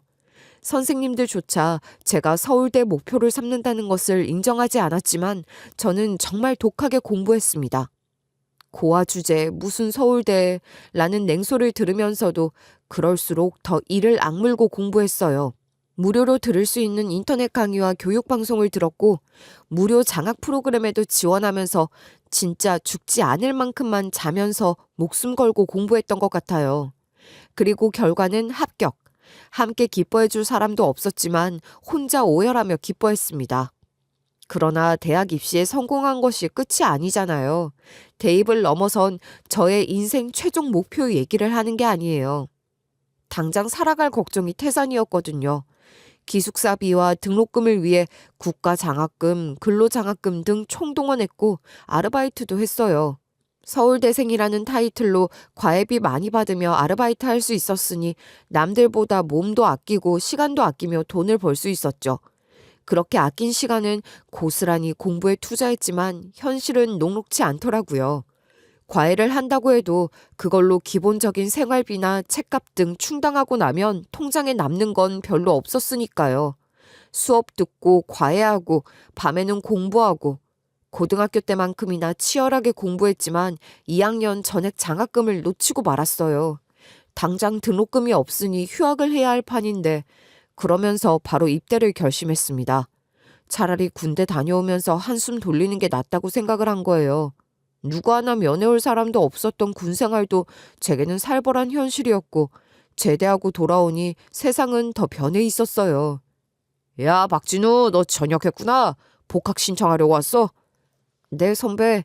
오랜만에 학교 오니까 좀 어색하네요. 어색할 만도 하지. 그 사이 학교 분위기도 또 많이 바뀌고 그랬거든. 그런가요? 전 아직 잘 모르겠는데. 학교 다녀보면 금방 알게 될 거야. 애들 다들 스펙 쌓기 하느라 정신없어. 자격증, 인턴십, 공모전 이 세 개는 기본으로 깔고 가야 하거든. 네? 그게 기본이라고요? 그래 임마. 그러니까 너도 얼른 이것저것 알아봐. 다들 갖고 있는데 나만 없으면 내가 밀리는 거 아니야. 군대를 다녀오니 다들 너무 앞서 있는 것 같고 저만 혼자 정지 버튼이 눌러진 것 같은 느낌이더라고요. 그 선배 말처럼 다들 스펙 쌓기에 열중하며 서로를 경쟁자로 의식하는 것 같은 분위기도 느껴졌어요. 동기들은 물론이고 후배들까지도 경쟁자로 생각해야 한다는 이야기를 공공연하게 하는 거죠. 막막하다는 느낌도 들었던 것 같아요. 그러나 멍하니 있다가 밀릴 순 없잖아요. 저도 복학하자마자 방학 때 할 수 있는 대외 활동을 신청했어요. 떨어질 것까지 감안해서 다들 여러 개를 넣는다기에 저도 그렇게 했어요. 해외 연수 같은 걸 갈 형편은 죽었다 깨어나도 되지 않으니 학교 지원 받아서 할 수 있는 건 최대한 활용하려고 했습니다. 교환학생 같은 것도 생각보다 돈이 많이 들더라고요. 게다가 전 그때까지만 해도 자격증도 하나도 없었으니 그런 것까지 준비하려면 돈이 계속 들어가는 거잖아요. 제대 후에도 과외를 계속 구해서 했지만 그 시장도 정 같지는 않은 거예요. 취업 문턱이 좁아서 다들 서로를 경쟁자로 의식한다던데 제게는 당장 과외자리 경쟁자들이 더 무서웠던 것 같아요. 그런 상황이었으니 등록금 마련도 너무 힘들었습니다. 결국 휴학을 반복하며 절박한 심정으로 돈을 벌었고 다시 복학. 그렇게 무려 7년 만에 겨우 졸업장을 받을 수 있었어요. 7년간 버텨내며 쌓인 피로와 공허함과 더불어 그 속에서도 계속해서 살아남아야 한다는 일념으로 쟁취한 졸업장이었죠. 그러나 그 사이 동기들은 다 취업했고 몇몇은 결혼하면서 집도 장만했다고 하더라고요. 어느새 말입니다. 저는 너무 늦은 게 아닐까 하는 불안감도 컸어요. 서울대 졸업생이라는 타이틀이 아무리 빛나도 만년 휴학생의 장수생 소리 들으며 군대 다녀온 기간 제외하고 7년 만에 어렵게 졸업한 처지잖아요. 사실 제 스펙이 취업에 결코 유리할 수 없다는 것을, 아니 절대적으로 불리하다는 것을 저도 알고 있었어요. 착잡했죠. 서울대만을 목표로 잠자는 시간도 아까워하며 죽을 듯이 공부해 그토록 소원하던 서울대에 들어갔는데 졸업하기까지 이토록 긴 시간을 다시 버텨냈음에도 불구하고 제가 얻은 게 뭔가 싶은 생각도 들었습니다. 오랜 시간 동안의 고생이 자칫 허무하게 느껴질 수도 있었죠. 저는 제가 남들과 달리 갖고 있는 저만의 경쟁력이 무엇일까 골똘히 생각하기 시작했어요. 그리고 그 생각의 끝에 입사 원서와 함께 제출할 자기소개서를 대폭 뜯어고치기로 했답니다. 원래 제가 처음으로 썼던 자기소개서엔 고아로 자라 생존을 위해 버티며 힘들게 공부했던 현실, 그런 제 처지를 제 약점이라 생각했기 때문에 어떻게든 그런 부분이 크게 드러나거나 부각되지 않도록 하려고 했어요. 그런데 그 생각을 완전히 뒤집은 겁니다. 전 제가 고아라는 것을 오히려 당당하게 전면에 내세우는 것으로 자기소개서를 시작했어요. 그리고 시종일관 고아로 자라 힘들었던 시절을 살아온 것을 강조한 거예요. 그만큼 처절하게 또 절실하게 살아왔기에 혹독한 실전에 강하다, 누구보다 버티는 법을 잘 아는 사람이란 것을 표방하며 주눅들지 않는 톤으로 써내려갔습니다. 자칫 영웅담처럼 되지 않도록 주의하면서 솔직하게 쓰려고 노력했죠. 수십 번 퇴고를 거친 끝에 완성한 자소서는 그야말로 진짜 제 이야기였어요. 뻔한 말 대신에 이력서에 경력으로 쓸 수 없는 진짜 제 인생을 담아 쓴 겁니다. 그게 제대로 먹혔는지 최종 면접 대상자에 올랐고 면접 당일 터질 듯한 긴장감을 안고 면접실에 들어갔어요. 박진우 씨 자기소개서를 아주 인상 깊게 봤습니다. 쉽지 않은 환경에서 잘하셨다고요? 네, 맞습니다. 하지만 그 경험 덕분에 저는 더 강해졌다고 생각합니다. 자기소개서에 썼듯이 저는 독립적으로 문제를 해결하는 능력을 갖고 있고 책임감 또한 무척이나 강합니다. 그러지 않고선 살아갈 수 없는 환경에서 배운 것이기에 누구보다 철저하고 확실하게 배웠다고 생각합니다. 좋아요. 군복무를 제외하고도 7년 만에 졸업을 하셨네요. 나이가... 생활비와 등록금을 직접 벌어야 했기에 시간이 오래 걸렸습니다. 전액 장학금을 받진 못했기에 학기 중에 하는 아르바이트로는 등록금을 제때 마련하는 게 힘들었습니다. 나이 많은 신입사원이 다른 직원들에게 불편한 존재일 수 있다는 건 잘 알고 있지만 그 또한 제가 하기 나름이라고 생각합니다. 어려운 환경에 있었던 사람들이 조직 생활에서 위축되거나 소극적이라는 편견이 있다는 건 아시죠? 박진우 씨는 어떠신가요? 그 질문을 받았을 때 숨이 턱 막히는 것 같았어요. 사실 가장 걱정하고 있었던 질문이었거든요. 말씀드렸다시피 저는 어릴 때 고아원이나 학교에서 친구들과 잘 어울리지 못했어요. 대학생이 되고 나서도 휴학을 반복했으니 동기들은 물론이고 선후배와 친분을 쌓기가 쉽지 않았죠. 그렇다 보니 조직 생활이나 대인관계에 대한 질문을 받았을 때 어떻게 답변해야 하는지 고민도 많이 했는데 마지막까지도 생각이 정리가 잘 안 됐었어요. 대충 두루뭉술하게 원만하다는 식으로 대답을 할까 그런 생각도 안 한 게 아니니까요. 막상 면접실에서 해당 질문을 받으니 당황스럽기도 했지만 있는 그대로 사실대로 답변해야겠다는 생각이 들었어요. 그래서 어린 시절 얘기부터 시작해서 다 말씀드렸는데 면접관 중 몇 분은 표정이 좀 안 좋아지시는 것 같기도 하더라고요. 회사라는 곳이 개인의 능력도 중요하지만 조직 생활이 엄청 강조되는 곳이기도 하니 그런 반응이 이해도 됐고 또 예상도 됐던 거죠. 그러니 저 역시 마지막까지 어떻게 답변해야 할지 고민을 했던 거고요. 게다가 표정이 안 좋아지셨던 면접관들이 제가 공모전이나 인턴십 경험이 없는 것 등을 따로 언급하기도 하셔서 이번 면접 망한 건가 그런 생각도 들었어요. 그 뒤로는 당황해서 무슨 말을 했는지도 잘 모르겠는데 어느덧 마지막 질문을 하시더라고요. 마지막으로 우리 회사가 바라는 인재상이 바람을 읽고 돛을 올릴 줄 아는 사람인데 본인이 그에 부합하는 사람이라고 생각하나요? 네, 그렇습니다. 저는 회사가 바라는 인재상을 처음 봤을 때 헤르만 헤세의 데미안에 나오는 문장을 떠올렸어요.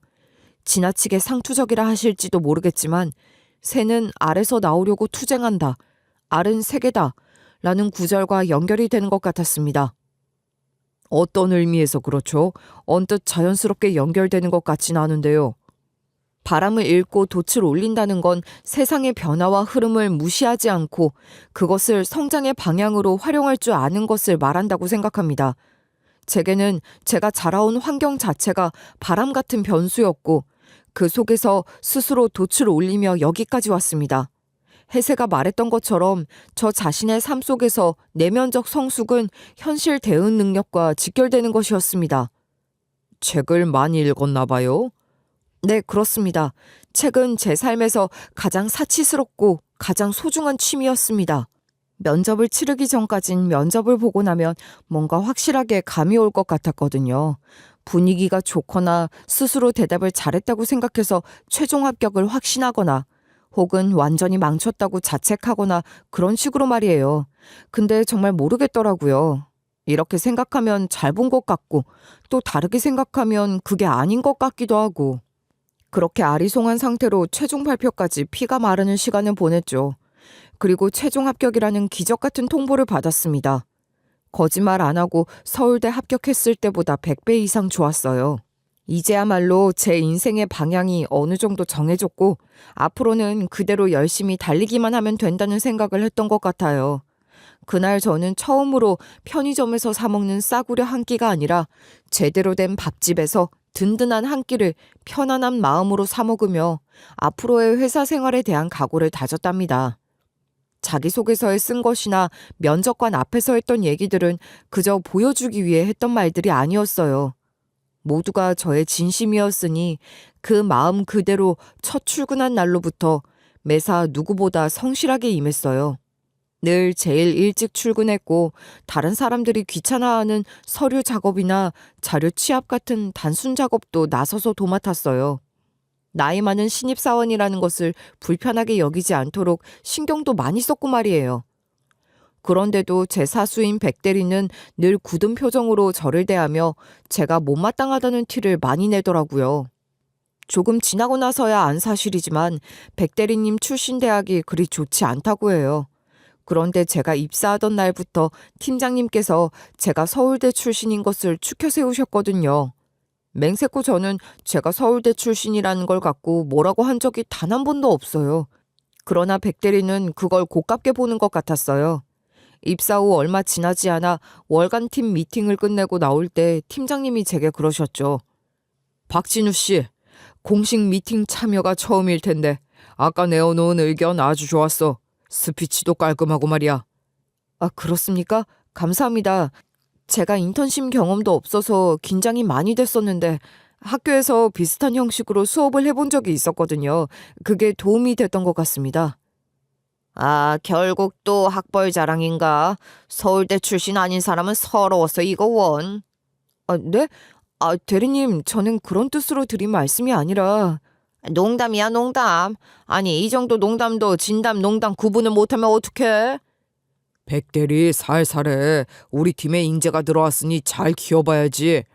네, 팀장님, 걱정 마세요. 친해서 그러는 거예요. 이러면서 더 빨리 친해지는 거 아니겠습니까? 안 그래, 박진우 씨? 아, 네, 맞습니다, 대리님.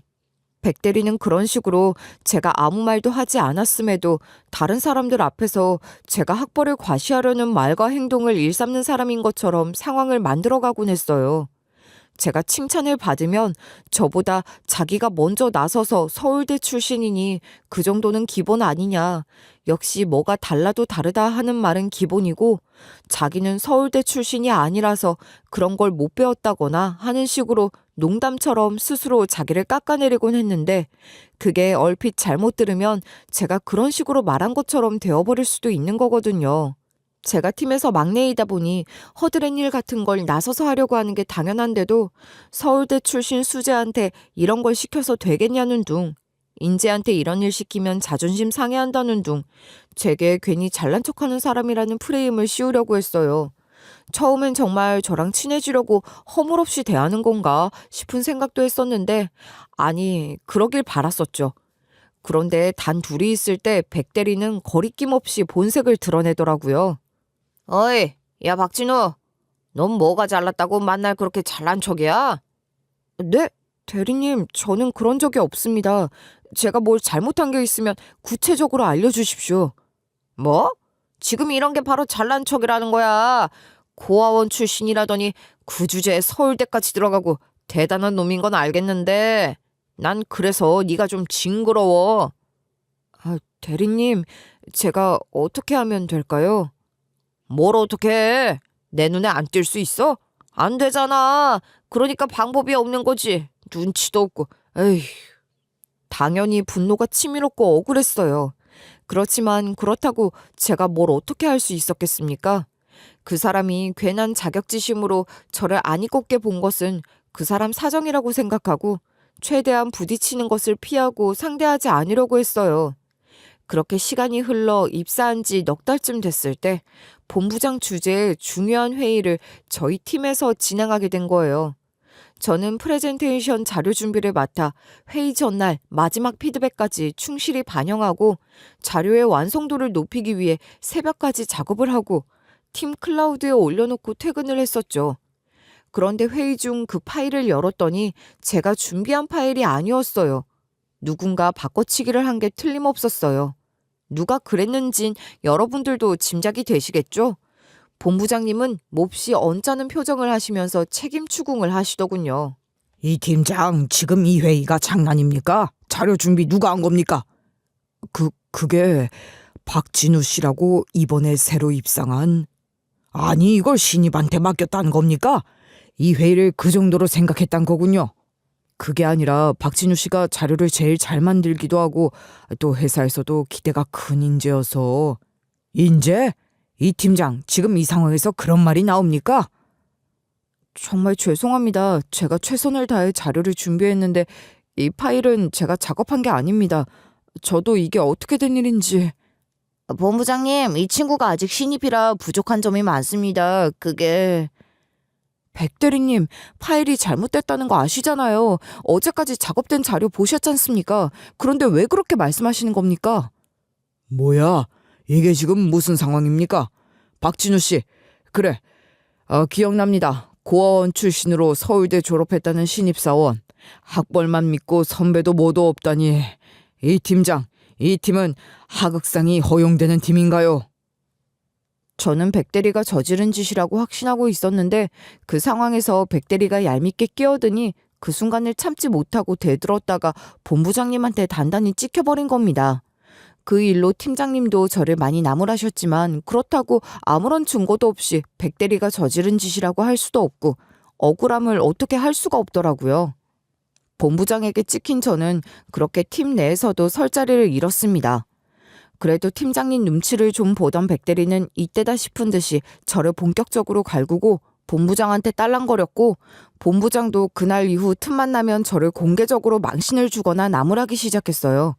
사실 본부장이랑 일개 신입사원은 제가 만날 일이 뭐가 많겠습니까?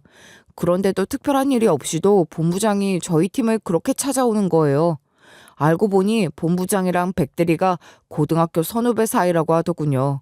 그래봐야 같은 시기에 학교를 다닌 것도 아닌데 동문이라는 게 그렇게 대단한 건가요? 서럽기도 하고 화도 나고 그랬습니다. 그렇다고 어떻게 들어온 회사인데 포기할 순 없잖아요. 저는 밉보인 것들을 만회하기 위해서라도 더 열심히 노력해야 했어요.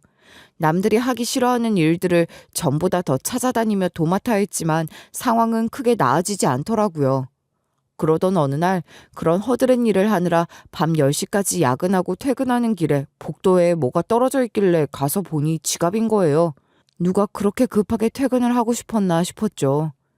다음날 아침에 출근하면서 보안실에 들러 지갑을 맡겨야겠다 하면서 지갑을 들어 올리는데 지갑 안에 뭐가 잔뜩 들어있는지 저절로 펼쳐지는 거예요.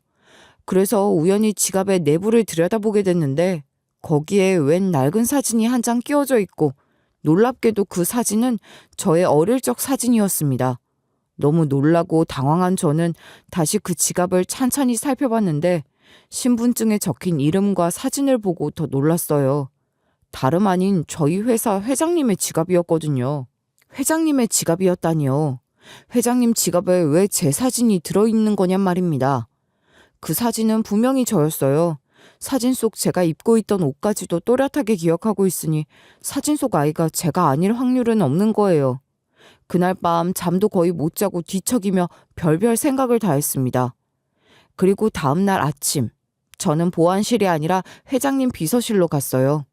그리고 제가 준 회장님의 지갑을 내놓으며 그 안에 있는 어린아이 사진이 나의 어릴 적 사진이라고, 그것에 대해 회장님께 여쭤보고 싶다고 한 겁니다. 비서실 직원들이 술렁이던데 그 일은 비서실을 넘어 회사 전체를 발칵 뒤집어 놓는 사건이 되었어요. 우선 회장님 지갑 속 사진은 제 사진이 맞았어요. 당연하죠. 제가 확실하다고 했잖아요. 그리고 심지어 회장님은 그 사진이 제 사진이라는 것도 이미 알고 계시더라고요. 회장님의 지갑을 우연히 주운 사람이 저라는 것을 알고 놀라긴 하셨지만 회장님 지갑 속 사진이 제 어릴 적 사진이라고 하는 것에 대해선 전혀 놀라지 않으셨어요.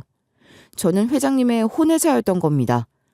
젊은 시절 회장님의 혼외 관계였던 저의 생모와의 사이에서 저를 낳았으나 그 관계가 저를 인정하고 드러내놓을 수 없었기에 저는 생모에게 맡겨져서 자랐던 것인데 생모마저 일찍 사망하고 저는 고아원으로 보내졌던 겁니다. 다 알고 계셨던 건가요? 제가 누구인지? 그러면서도 왜 제 앞에 나타나지 않으셨던 건가요? 아직은 때가 아니라고 생각했어. 때라고요? 그 때라는 걸 누가 정해주는 건가요? 아니잖아요. 회장님이 선택하는 겁니다. 회피하려고 하지 마세요. 그래, 미안하구나. 내가 아직은 두려웠던 것 같아.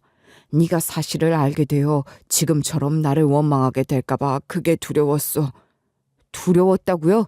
저와 제 어머니를 버릴 때도 두려우셨나요? 온갖 감정이 복잡하게 뒤섞여 목구멍이 뜨거워졌어요. 아버지라는 존재에 대해서 원망을 했었던가. 사실 전 부모를 떠올린 적이 거의 없었어요. 제가 어떻게 고아원에서 살게 된 것인지 전혀 알지 못했기에 부모를 원망이고 뭐고 생각조차 하지 않았던 거예요. 너무 힘이 들 땐 저도 무언가를 원망하기도 했을 텐데 그렇다고 하더라도 그 대상이 아버지는 아니었어요. 막연히 세상을 향한 원망을 품었던 적이 있었던 것 같긴 하지만 아버지라는 사람은 제게 원망의 대상으로조차 떠올릴 수 없는 것이었습니다. 그저 제게는 없는 사람이었으니까요. 그런데 그 사람은 저를 알고 있었던 거예요. 제 어릴 적 사진을 갖고 있는 걸 보면 꽤 오래전부터 저를 지켜보고 있었던 건지도 모른다는 생각에 미쳤고 그런 생각을 하니 그제야 그 사람이 원망스럽기 시작했어요. 저는 어머니, 저를 낳아주신 분에 대한 기억도 전혀 없어요. 저는 그렇게 어렸을 때 혼자가 되었는데 어떻게 이 사진을 갖고 계신 거죠? 언제부터 나를 지켜보고 있었던 거냐고요. 그 사람이, 그러니까 네 어머니가 잘못됐다는 걸 뒤늦게 알고 수소문에 네가 있는 고아원을 찾아냈지만 그때도 난 너를 데려와 키울 수는 없었어. 그랬겠죠. 저는 애당초 태어나선 안 될 존재였고 회장님은 잃을 것이 많은 분이셨을 테니까요. 미안하구나. 내게 너무 큰 상처를 줬어. 그렇지만 한 가지만은 기억해다오. 나는 너를 잊은 적이 없단다. 늘 너를 지켜보고 있었어. 제가 중학생이 될 무렵부터 저희 고아원에 왔던 봉사팀 말이에요. 알고 보니 그 사람들이 회장님이 보낸 사람들이었더라고요. 그 사람들을 통해 제가 책을 좋아한다는 걸 알고 회장님이 직접 제게 추천하고 싶은 책들을 골라 보내셨던 겁니다. 제 앞에 직접 나설 수는 없지만 그런 식으로 묵묵히 저를 지켜보며 소리 없는 응원을 보내셨던 거죠. 저는 책을 통해서 많은 걸 배웠잖아요. 책이 제게 세상을 보여주고 가르쳐 준 거라고 생각했었는데 어쩌면 저는 그렇게 보이지 않는 회장님, 아니 아버지의 가르침을 받고 자랐던 건지도 모르겠어요. 그런 생각을 하니 고단하고 힘들었던 저의 어린 시절이 조금은 위로를 받는 기분이 들기도 했어요. 물론 이제 와서 모든 것을 되돌린다거나 보상을 받을 수 있는 건 아니지만 적어도 그 시절 제가 지독하게 외롭기만 했던 건 아니라는 위안은 생기더라고요. 그러면서 한편으로 드는 생각이 저는 제가 노력해서 이 회사에 최종 합격한 거라고 생각했거든요. 부족한 것도 많지만 자기소개서에 공을 들이며 저 자신을 알리고자 애쓴 덕분에 좋은 결과가 있었다고 뿌듯해했었는데 처음부터 모든 걸 회장님이 알고 계셨다면 저는 어차피 최종 합격할 사람이었던 걸까요? 그런 생각도 들었어요. 회장님은 그럼 제가 이 회사에 입사 지원을 할 때도 알고 계셨겠네요? 혹시 제 조건이나 점수에 상관없이 저는 무조건 합격자 명단에 오를 예정이었나요? 네가 내정된 합격자였냔 말이지. 글쎄다. 난 너를 합격시켜야 한다고 누군가에게 은밀한 지시 같은 걸 한 적은 없어. 다만 네가 우리 회사에 지원하기를 바라는 마음으로 기다리곤 있었다. 제가 이 회사에 지원하게 될 거라고 생각하셨나요? 저도 정말 신기해요. 제가 이 회사에 지원을 했었다는 게 말이에요. 그건 아니, 운명이라고 할 수도 있겠지만 어느 정도는 내 의도가 들어간 일이었어. 네? 어떻게요? 전 회장님의 존재에 대해서도 전혀 몰랐는데 어떻게 저를 이 회사로 이끄셨단 거죠? 네가 졸업한 학과 게시판에 우리 회사 홍보물이 꾸준하게 게시되었던 걸 기억하니? 그리고 그 홍보물에 쓰여 있었던 문구들을 보면서 어땠었는지 한번 생각해 보렴. 아, 맞아요. 저희 학과 게시판에는 늘 여러 홍보물이 게시되어 있었지만 그 중에서도 제가 입사한 저희 회사 홍보물이 단연 눈에 들어왔었거든요. 문학적이고 상징적인 인재상뿐만 아니라 홍보물에도 그런 식의 문구가 많았는데 어릴 적 제가 읽었던 책에서 인용된 문구들이 보여서 더욱 관심이 갔던 게 사실이에요. 저라는 존재를 오래전부터 인지하고 저를 지켜보고 계시면서 제게 보여주고 가르쳐주고 싶었던 세상을 책을 통해 보여주시더니 그런 것을 통해 제가 배운 것들을 담은 회사 홍보물을 제가 잘 볼 수 있는 곳에 늘 게시하셨던 거죠. 그러니 제가 이 회사에 입사 지원하게 된 것은 결코 우연이라 할 수는 없을 것 같아요. 아버지는 그렇게 조용히 남몰래 저를 지켜보고 있었던 것인데 제가 지갑을 주워서 비서실에서 그런 이야기를 하는 바람에 일파만파 제가 회장님의 숨겨놓은 친자라는 것이 알려지게 됐던 거예요. 그러니 공식적인 후계자라 할 수 있는 회장님의 장남, 그러니까 저의 배다른 형은 큰 충격에 빠지게 되지 않았겠습니까? 그런데 그 배다른 형이 누군지 아시겠어요? 바로 본부장님입니다. 저를 그렇게 갈구던 본부장님 말이에요. 그런 상황이었으니 본부장은 더 부들부들거리며 일을 갈게 되고 회사 전체가 발칵 뒤집히게 된 거예요. 저는 원하지도 않았던 이른바 경영권 다툼 혹은 유산 문제 같은 골치 아픈 분쟁에 휩쓸리게 된 겁니다. 회사 안에서의 견제와 압박은 제가 피부로 느낄 수 있을 정도로 대단했어요. 후계 구도가 탄탄한 상황에서 갑자기 나타난 저의 존재, 그것도 회사에 입사해 있다는 것은 보통 일은 아니었을 거라 생각해요.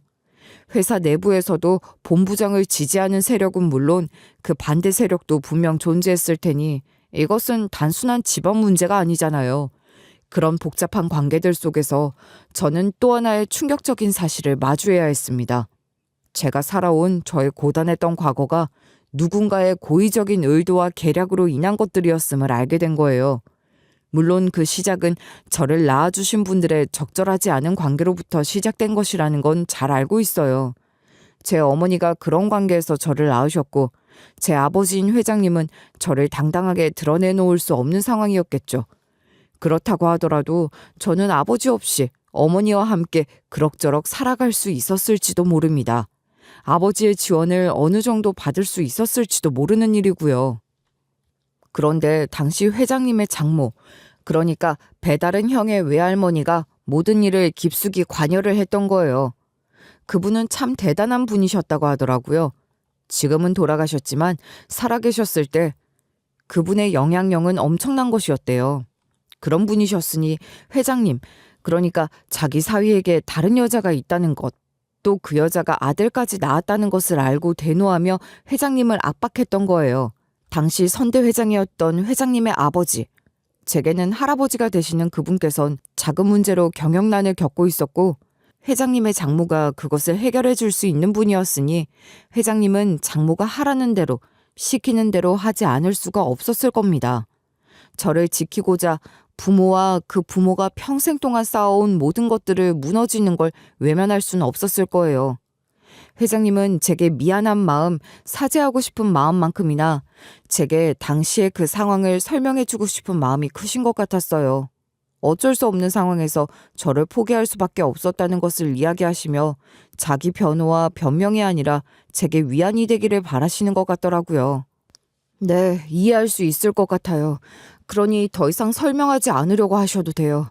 이미 지나간 일들을 갖고 누구도 원망하고 싶지 않습니다. 그런데 한 가지만 더 네가 알아야 할 사실이 있어. 장모가 돌아가시고 장례를 치르면서 내가 알게 된 끔찍한 사실이 있거든. 여기서 뭐가 더 있다는 거예요? 그게 뭐죠? 장모와 내 아내는 네 어머니가 너를 데리고 떠난 후에도 나와 더 이상 왕래를 하지 않는 게 맞는지 끊임없이 확인하려 했던 것 같아. 그런 과정에서 네 어머니에게 나쁜 짓, 힘든 짓들도 한 것 같고 그런 것들이 네 어머니 죽음과도 결코 무관하지 않다고 나는 생각한다. 네? 그게 무슨 말씀이세요? 그러니까 그 사람들이 제 어머니에게 어떤 해코지를 했다는 건가요? 직접적인 어떤 짓을 저지른 건 아닐 거야. 그렇게 무모한 사람들은 아니니까. 그러나 계속해서 사람을 괴롭혔으니 그것을 견디지 못한 네 어머니가 스스로 목숨을 버리게 됐던 것 같아. 나는 그렇게 파악하고 있단다. 저는 어머니가 어떻게 돌아가셨는지도 몰라요. 그런 것도 인지할 수 없는 어린 나이에 돌아가셨고 어머니에 대한 어떤 기록도 제게 남겨진 건 없었어요. 네 어머니는 여리고 순수한 사람이었어. 내가 지켜주지 못한 잘못이 크구나. 정말 미안하다. 어머니라는 존재는 처음부터 제게 없었던 존재, 제가 몰랐던 존재였기에 그리움이란 것도 가질 수 없었던 것 같아요. 물론 힘든 시절을 보낼 때 막연하게 어머니라는 존재를 떠올린 적이 없진 않았지만 사무치는 무언가가 있었던 건 아니었죠. 그렇긴 해도 제 어머니의 죽음에 그런 숨겨진 내막이 있었다는 것은 제게도 큰 충격이었습니다. 회장님은 모든 사실을 알고 참을 수 없는 분노를 느꼈다고 해요. 당장이라도 모든 것을 뒤엎어버릴 생각도 하셨다고 하더라고요. 그러나 훗날을 도모해야 한다는 생각에 계속해서 저를 그저 지켜보기만 하면서 지금까지도 참고 있으셨던 겁니다.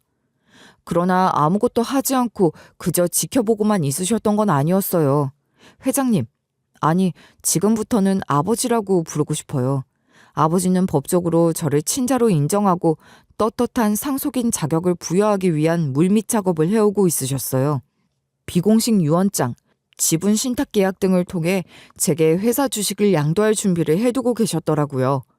평사원으로 입사한 제가 다양한 부서를 돌며 실무를 익힐 수 있게 하신 다음 향후 회사에서 중책을 맡을 인재로 성장시킬 트랙 또한 만들고 계셨습니다. 이 모든 사실을 알고 아버지에게 협조하고 있는 고위 임원들도 있었어요. 그런 상황에서 제가 아버지의 지갑을 줍는 바람에 그런 계획들이 조금 일찍 드러나게 된 거죠. 당연히 이복형인 본부장과 그를 지지하는 세력들의 반발이 거셌어요. 그 사람들의 입장에선 어느 날 갑자기 나타난 저란 존재를 인정하는 게 쉽진 않았을 거예요. 회장님, 아니 아버지, 이건 정말 말도 안 됩니다. 어떻게 어머니와 제게 이러실 수가 있습니까? 숨겨놓은 자식이라뇨. 게다가 저런 놈을 제 동생으로 받아들이시라는 겁니까? 그것도 모자라 지분이라뇨. 저 자식이 뭘 안다고요? 너한테는 미안하다만 이 아이도 내 아들이다. 지금까지 해주지 못한 것들을 다 보상받게 해줄 순 없지만 정당한 권리를 주고 싶을 뿐이야. 아버지, 저런 놈을 뭘 믿고 그러시는 겁니까? 저 녀석 팀에서도 평판도 안 좋고 아주 아나무인인 놈이라고요. 아니, 그런 걸 떠나 능력도 없는 하찮은 놈이란 말입니다. 네가 이 아이를 받아들일 수 없는 이유가 이 아이가 무능하다고 생각하기 때문이냐? 이 아이에게 그만한 능력이 있다고 판단된다면 받아들일 수 있어. 능력이야 있다면요. 그렇다면 내가 제안을 하나 하마. 신상품 기획안을 각자 하나씩 제출해보면 어떻겠니? 그리고 무기명으로 전 직원이 직접 투표를 하게 하는 거지. 어떠니? 일종의 테스트를 하시겠다는 겁니까? 이건 뭐 후계자 미션인가요? 그렇다고 생각해도 좋다. 이긴 사람의 능력을 인정해서 경영권을 승계할 생각이니까. 네, 좋습니다. 아버지는 저 녀석이 뭔가 대단하다고 생각하시는 모양인데 전혀 그렇지 않다는 걸 제가 보여드리겠습니다. 너는 어떠니? 너도 내 제안을 받아들일 테냐? 제게 그럴 자격이 주어진다면 열심히 해보겠습니다. 본부장은 갓 입사한 데다 고아 출신으로 경험도 미천한 제게 자기가 질 것이라곤 상상도 안 했을 거예요. 그러니 아버지의 다소 무모할 수도 있는 그런 제안을 흔쾌히 받아들이며 지게 된다면 깔끔하게 승복하겠다고 호언장담했죠.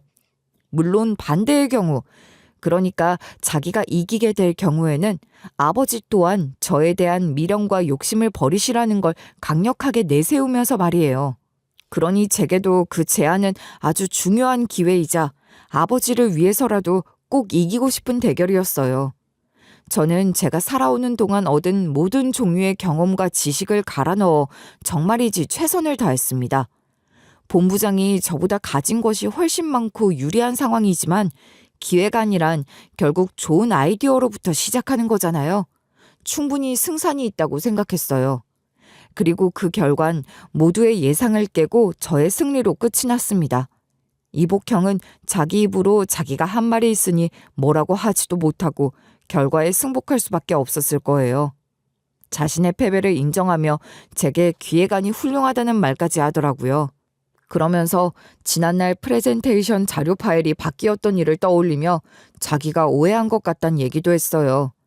그 상황에서 이복형이 취할 수 있었던 가장 바람직한 태도를 취한 거죠. 호언장담했던 것과 같이 자신의 패배를 깔끔하게 받아들이고 저를 인정하는 모습을 보여주면서 아버지를 비롯한 여러 임원들에게도 본인의 대인배적인 면모를 보여줄 수 있잖아요. 뭔가 그런 모든 모습들이 연극적이라 느껴졌고 제게는 다소 불편하고 부자연스러운 것 같았습니다. 그러나 저 또한 그 연극의 주요 인물로서 분위기를 맞출 수밖에 없었어요. 그렇게 이복형과의 관계는 표면적으로나마 정리가 된 것 같아 보였을 거예요. 네가 이겼구나. 내 아들답다. 정말 잘했어. 기획도 좋았고 기획안의 구성도 아주 신선하더구나. 감사합니다. 조금 다른 방식으로 접근해 보려고 했는데 그걸 다들 좋게 봐주신 것 같아요. 내가 너를 지켜보면서 늘 생각했지. 피는 못 속인다고 말이야. 네 안에 내 피가 흐르고 있다는 게 느껴졌어. 아버지가 제게 보여주고 싶어 하셨던 세상이 있었잖아요.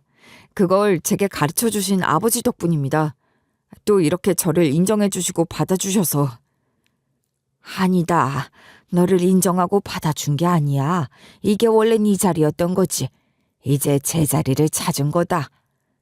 그 믿음을 저버리지 않게 더 열심히 하겠습니다. 아버지는 조용히 웃고 계셨지만 제 어깨에 올린 손에서 뜨겁고 벅찬 감동이 전해졌어요. 순간 이 자리에 오기까지 제가 겪었던 일들이 떠오르며 저 또한 울컥하는 감동이 느껴지는 것 같았어요. 아버지는 잠시 감정을 가다듬으시는 듯이 제 앞에 앉아 저를 지그시 바라보셨는데 그런 아버지의 얼굴에서 제 모습이 보이더라고요. 그전까지는 잘 몰랐는데 가까이에서 보니 제가 아버지를 닮긴 닮았구나 그런 생각도 들었어요. 이제 네가 내 아들이라는 걸 모두가 알게 됐고 공식적인 내 후계자가 될 거야. 본부장 녀석도 하느라고 하지만 너는 위기를 기회로 만드는 자질이 있어. 처음엔 얼떨떨하기만 했지만 이제는 저도 조금씩 실감을 하고 있어요. 잘해보고 싶어요. 아무렴 그래야지. 이 회사는 네가 이끌어야 할 회사야. 내 평생을 바쳐 일군 것을 네가 이어갈 생각을 하니 나도 마음이 놓인다. 정말 자랑스러워. 아직 부족한 게 많지만 정말 자랑스러운 아버지 아들이 되고 싶습니다. 이제부터 너는 그림자에 숨겨진 존재가 아니야. 내 이름을 이을 떳떳한 후계자가 아니냐. 그러니 우선 내게 맞는 자리로 승진부터 시킬 생각이다. 아버지, 저는 그러고 싶지 않습니다. 무슨 상관이야. 넌 이미 후계자 미션을 통과했어. 본부장도 이긴 너를 승진시킨다고 해서 뭐라고 할 사람은 아무도 없을 거야. 그렇다고 하더라도 저는 지금처럼 차근차근 착실하게 쌓아가고 싶어요. 그러면서 아버지께 더 많이 배우고 싶습니다. 아버지는 제게 파격적인 승진 기회를 제안하셨지만 저는 그것을 고사했어요. 대신 여러 부서를 돌며 최대한 회사 일을 다양하게 경험하고 싶다고 했죠. 제가 갑자기 나타나지 않았더라면, 그러니까 아버지의 원래 계획대로라면 저는 그렇게 차근차근 회사 일을 알아가고 배우게 됐을 테니까요. 제 생각을 말씀드렸더니 아버지도 제 의견에 동의해 주셨습니다. 직책이 무슨 의미가 있겠어요? 저는 제대로 배우고 싶다는 생각이 훨씬 더 컸거든요. 물론 직원들도 모두 제 존재를 알아버린 상황이기에 전처럼 지극히 평범한 신입사원으로 저를 보는 사람은 없지만 그래도 저는 최대한 평범한 과정을 거쳐 회사를 알아가고 싶었어요. 아버지와는 함께 보내는 시간이 많답니다. 아버지가 낚시를 좋아하셔서 주말이면 아버지 따라 낚시터 다니며 얘기도 많이 하고 있어요. 제게 읽게 하셨던 책들에 대한 이야기도 많이 하고 또 새롭게 읽을 만한 책에 대한 이야기, 또 그저 그런 세상 사는 이야기, 또 어머니에 대한 이야기도 해주곤 하세요. 저는 아버지와 그렇게 보내는 시간이 참 좋습니다. 이복형은 패배를 인정하긴 했으나 짐작하시다시피 진심으로 그런 건 아니죠. 그건 뭐 누구라도 알 수 있었을 거예요. 그렇지만 섣불리 어쩌지도 못하는 게 까딱하다간 아버지의 관심에서 영 밀려날까봐 두려워하고 있을 테니까요. 그게 두려워서라도 제게 잘 보이려고 하고 있어요. 뭐랄까, 제 앞에서 미묘하게 자신을 낮추면서 아버지의 사랑과 인정에서 완전히 밀려나지 않으려고 애쓰는 모습, 또 제 눈치를 보는 모습들이 보이거든요. 질투나 불안, 자격지심과 같은 복잡한 감정들이 드러나지만 발톱을 드러내진 않아요. 언젠가 그 발톱을 날카롭게 세울지도 모르지만 저라고 그걸 당하고만 있겠습니까? 저도 호락호락 당하지 않을 힘과 능력을 열심히 키울 겁니다. 그리고 이복형이 저와 아버지에게 잘 보이기 위해 노력하고 있는 게 또 하나 있는데요. 바로 아버지의 본처인 자기 어머니를 설득하는 거였어요. 물론 그분도 제 어머니 일로 인해 제게 할 말이 없는 상황이지만 그래도 저를 곱게만 볼 수는 없는 것 아니겠어요? 그런 상황에서 이복형이 나서서 자기 어머니에게 자기 입지 생각해서라도 저한테 잘하라고 그러는 것 같더라고요. 제가 아버지와 낚시를 다녀오는 날이면 꼭 집에 와서 저녁을 먹으라고 하는 등 나름대로 노력을 하고 있는 것 같아요. 제게는 어머니란 존재가 기억에도 없지만 저를 낳아준 생모에게 해코지를 했던 사람을 아무렇지도 않게 대하기란 쉽지 않았어요. 그러나 자신들의 잘못을 인정하고 제게 사죄도 했고 또 그렇게 노력하는 모습을 보이는 것이니 저 역시 그럭저럭 받아주고는 있답니다. 과거사를 갖고 법적으로 어떤 대응을 한다거나 사적으로 지속해서 책임을 추궁하며 모두가 힘든 상황을 만들기보단 그냥 이렇게 서로 인정하며 공존하는 상황이 좋다고 생각해요. 여러분, 제 이야기는 이렇게 열려있는 상태로 마무리를 하려고 합니다. 저는 앞으로 이렇게 살아갈 것 같아요. 새로운 환경에서 더 열심히 살아가기 위해 제 인생의 한 단락을 정리하는 기분으로 제 이야기를 이렇게 해보고 싶었어요.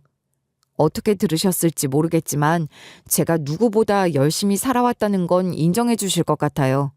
그것만으로도 제게는 큰 힘이 될 겁니다. 그리고 지난날의 저처럼 고단하고 외로운 상황에 처해 있는 누군가가 있다면 그런 지옥이 언제까지나 계속되는 것이 아니라고 말하고 싶어요. 그럼에도 불구하고 포기하지 않고 노력한다면 언젠가는 머지않아 새로운 기회가 찾아온다고 말이에요.